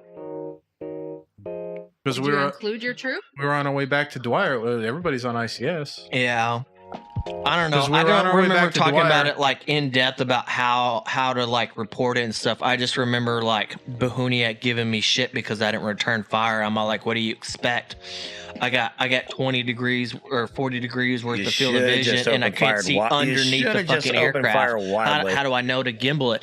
And the other thing was, it's like, well, when is your return fire? I was like, return fire for what? It's like, well, we got tracer fire off the right front. And I'm like, well, then why didn't you fucking call it out? Like, I didn't even know. Like, I don't remember anybody calling it out. Well, I don't know if it's the same flight that I was on. It was my third Delop, and that's the same one where we went in and we had Was the it? tall ass corn stalks and shit coming in the Okay, window, That wasn't the one that I was and in. then we pulled up. You and might out. have been in the other aircraft, but I was flight lead with Sly Dog. And I just remember. I just was know the it was. sparkle on the side of a building? I don't remember that part. I just Okay. remember getting tracer fire 100 meters outside the rotor disc on the front right. And then me catching shit because I didn't return Ours- fire because it was yeah. from my side. I'm Ours all was like, from the I front couldn't left. see it. Okay. It might not have been the same one. In my mind, you were sitting front Was right there- and Bohuniak was sitting back right. And I was sitting on left. I was sitting front right on that flight. Yes. Was there? I just don't remember who was front left. Did we pop flares like short final 50 feet? Yes, because the ANA shut off aluminum rounds. Well, no. It was That's because there was that still one. We fire also on the had LZ. We had seed. That was that was we had 6 minutes B2s late. come in and drop like 5 different freaking bombs Yeah, too. the seed was 6 minutes late. We had Yeah. a JTAC on our aircraft. Yeah, we come in and it was on our way out that they. Yeah, we saw it and we're like, I talked to Sly Dog about it when we were flying back to Dwyer, and I was like, hey, was that like close enough to get a cab? And he was like, I don't know, man. I don't really care. I mean, we didn't get hit, so I'm happy enough with that. Yeah. I don't know. I was too busy trying to figure out whether I should feel guilty or not. Nope. That's an easy answer. Well, I figured that out afterwards. It wasn't so obvious then. Yeah. Once we did the ISR footage review of you know who, I quit feeling guilty after that I got you. because that was way more intense, and the decision making that he had to enact in that moment, and the amount of crazy shit he got because he didn't pull the trigger. Like all of us and those guys, we all had that dude's fucking back. Yeah. Because, I will like- never. Yeah. No, like it's- what were your risks, guys? Okay, cool, taking the bad guy out, but one, you don't know who else is in that vehicle, and on top of that, you've got your own fucking people in front of you. It's not a sniper rifle that you've been trained on for 15, 20 years. Yeah. It's a suppression weapon. It's got an area effect. Well, like I said, people in this industry don't understand what it means to pull the trigger. Well, there's a lot of motherfuckers that are also just doing because they want that fucking kill count, and that kill count, that mentality rides Well, with them for a long That's what I'm fucking saying. time. They don't yeah. know what it fucking means to pull the trigger. Yeah. People that have that mentality have never killed somebody. It's like telling my parents when they ask me about it, and I'm just telling them the real shit. Well, what went down out there, you know what I mean? And I'm in tears. Not because I had to take a life, but because I was lucky enough to get out of there without having to. And being accused of cowardice for it. Well, that's bullshit. That's fucking. Whoever was saying that is a fucking idiot. I straight up told I had a lieutenant on this last. I had to go over to Kuwait for the Iranian aggression shit, and I had some lieutenant straight up told me to my face that he hopes that we go to Iraq and get shot at. And I had to tell him, I was like, sir, never say something like that in front of me again. you're You're a fucking idiot. You're an Yeah. idiot. Fucking idiot. Well, I had one of my Cav Scout buddies. He was confused. He was confused by my reaction because he's never had it happen to him. Yeah. One of my Cav Scout buddies in Lewis, we used to go to Stupid thing to trappers all say. the time. And he was one of those, I am processed with him. And then when we went down to Idaho or whatever, he was like one of the guys, get on board the aircraft when we didn't film and all that stuff during training. Hey, good dude and all. He's from Jersey. He's rather loud or whatever and a little bit obnoxious, but for the most part, a pretty decent, pretty good dude. But he was all, he was irritated because he ended up in a Cav Scout unit that had a bad reputation because the shit back in they got accused of war crimes type stuff or whatever. It was 2-2 or 2-3 or some shit. So their unit hasn't deployed for 4 or 5 different fucking years. And he was upset about that because he was all about he wanted to go take it to the savages and all this other stuff. I was just all clearly you don't realize exactly what's going on over there, man. You think you're gonna see all this shit, and it ain't like that no more, And that was aggravating to try to explain that. It's like there's more nuance to the things that you're being fucking told, you know, and you're going over there and you don't understand the weight of taking another human being's life. And I don't know that I can relate to somebody who can just be willy-nilly about that. Like, well, you can't. I mean, you get to a point. Like, I've known people that have been in sniper troops. I work with a guy that was a sniper for the Rangers for a long time. And like, when that's what you do and that's your job, like, you just get comfortable with that part of it. Okay. well, like, I understand being calloused towards it. Do you want some eye drops? Yes, please. I understand being calloused towards it, but I can never respect being nonchalant towards it. Yeah. You know, Well, just being carefree, like it's like, oh, you really think this is Call of Duty, motherfucker? Like, No, they don't think it's Call of Duty. That's where their comfort level is. I don't know. It was always just really super fucking obnoxious to me because there's just like, they were like, hey man, can we like change the set? Like, they were just the most try to be so dadgum fucking G.I. Joe hardcore. I'm like, bro, this ain't good and evil like you think, like it was back in the day, man. Like, there's a whole nother, there's a million It's always other. been nuanced. Yeah. Even when it was cowboy times, it was nuanced. I mean, I'm not happy about any of the shit that I did on my first and second deployment, but I mean, I don't take it with me when I go to sleep, per se. There's those what if scenarios for sure, though. Like, I count our lucky stars that, you know, we didn't have to number our dead whenever we came, you know. yeah.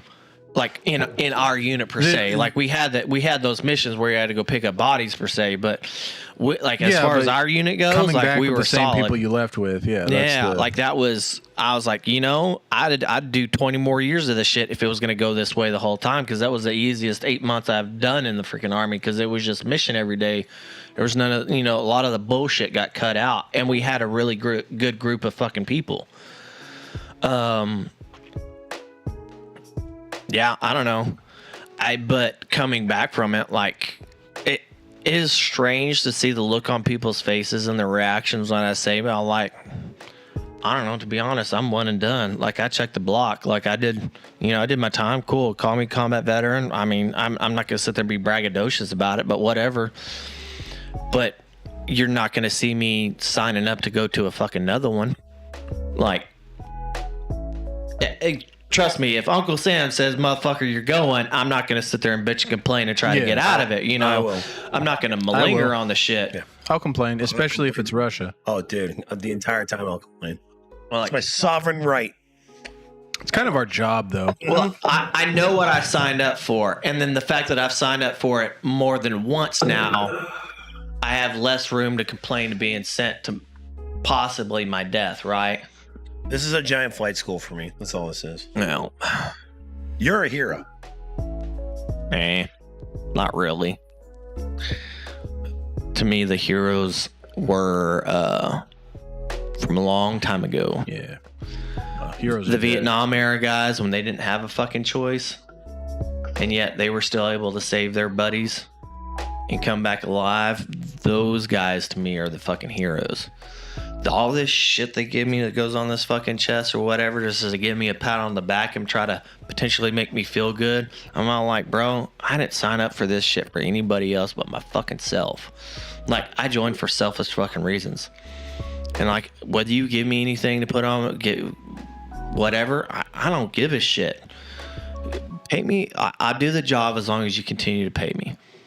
Oh, yeah, gotta get paid. That's about the gist of it. It's that fucking shallow. To me, the respect and the admiration for true heroism is those guys who just didn't have a fucking choice and they had to do whatever they fucking possibly could to fucking make it. I guess I have a different perspective having grown up in the infantry. Yeah. And grown up with guys that, like, yeah, it wasn't Vietnam, but they did some shit, man. Yeah. And being one of those guys that, like, yeah, when I was a private, I saw some shit and I did some shit. And I grew up and I led soldiers through shit. And, like, And then I came over to aviation, and it's like everybody's a kid. Yeah. Every fucking buddy's a kid. Yeah. Fucking company commander's a kid. Yep. You know what's Fucking- funny? Maybe Is the I was battalion older than commander's every not. single one of my commanders until I got to this unit. That's what, and I'm not talking about age. Yeah. I'm not talking about age. I'm talking about what they've fucking been through. Yeah. Just nothing. Like Well, Sea shit, Dog, to I'm me, in pretty sure comparison Sea to a Dog's lot of seen people, some it's shit, like fucking nothing. and like Thank you. Oh, sorry. and XO/S3, he's seen some shit. He's been through some shit. Hey, buddy. But it's exactly what I'm saying. Like all these other kids that have just not, like, they're all kids. Yep. So I don't know. They don't know shit about fuck, to quote the great Ruth Langmore.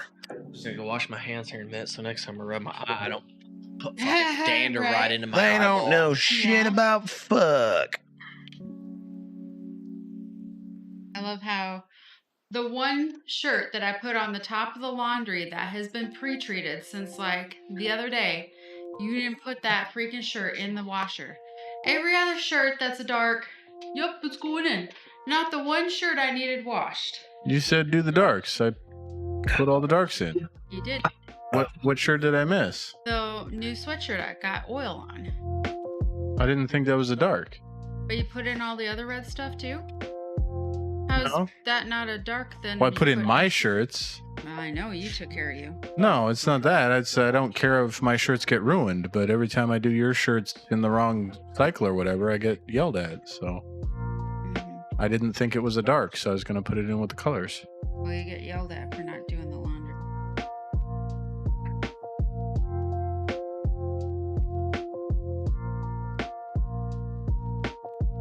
Alright, I'll do it.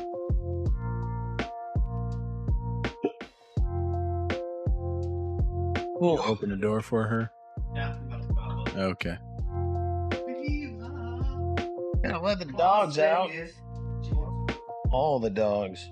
I'm just kidding. It's fucked. Viva never wants to go outside.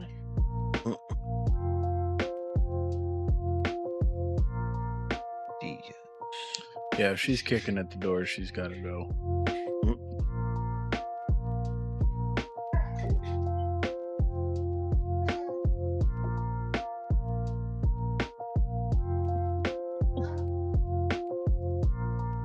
It's watching a dinosaur at work.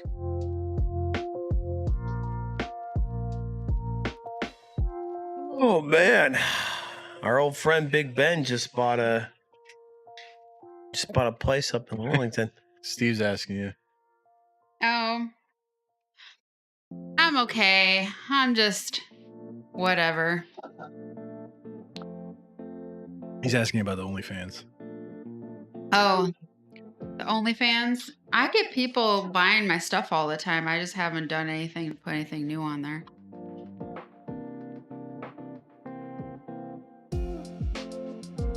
People on OnlyFans. I got some guy that. Thank you. I got some guy that's always messaging me in my Instagram. And then, you know, if I don't answer him, then he's just like, well, you don't want to talk to me no more? Clearly. The same guy that like was talking to you a while ago. Yeah. It's like, dude, I don't know what you want me to talk to you about. Like, if you want to see stuff, you can go on my OnlyFans. If you want to talk to me, I don't really have much to tell you. Like, you're not my friend. Yeah, tell him to Like- go to your OnlyFans. Like, let's talk about why you're not on my OnlyFans. Like, Yeah, buddy. Who's a good boy? And then on top of it, he's like 22 or 23 or something Oh, like is this that. the same kid? Oh, yeah. Oh my god. And I'm just like, why? Why? You're the same age as my kids. Does that not creep you out? Like, the hell, dude? Guess for some people it doesn't. Bert. Some people have, quote, mommy, end quote, issues. Right? Yeah, don't look blind.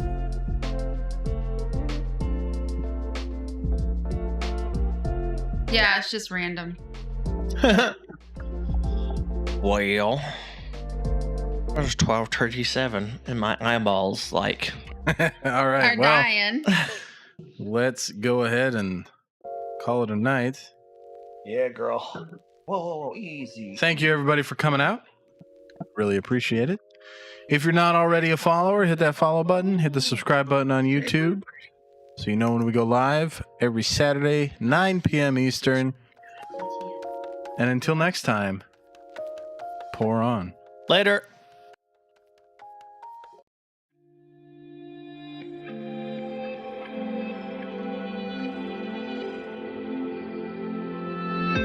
Have I become a little too shy for love? I've been hurt before. All's fair in love and war. So I snuggle up close to the shell I'm living in. And if I let you in, another round begins. No, I'm spinning in a vicious cycle. I'm scared of doing something I'll regret. Maybe this is right, but I'm still staring at your silhouette. What if you're everything I need? A fire in my heart, the air I breathe. What if I'm incomplete without you by my side? What if I go against my heart instead of confessing from the start? What if I miss out on the life meant for us? I need you by my side.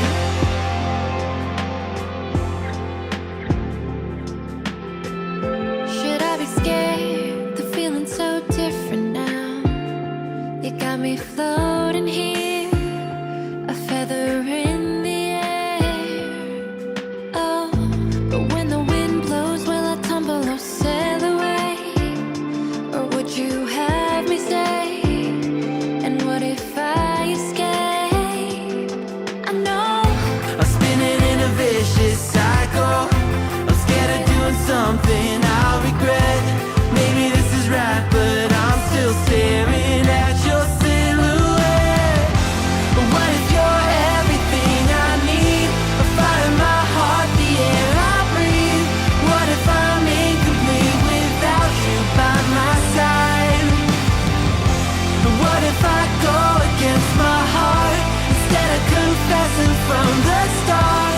What if I miss out on the life meant for us? I need you by my side, by your side. I'm not afraid. We found something that'll never fade. We can be ourselves and figure out the rest along the way. What if you're everything I need? A fire in my heart, the air I breathe. What if I'm incomplete without you by my side? What if I go against my heart instead of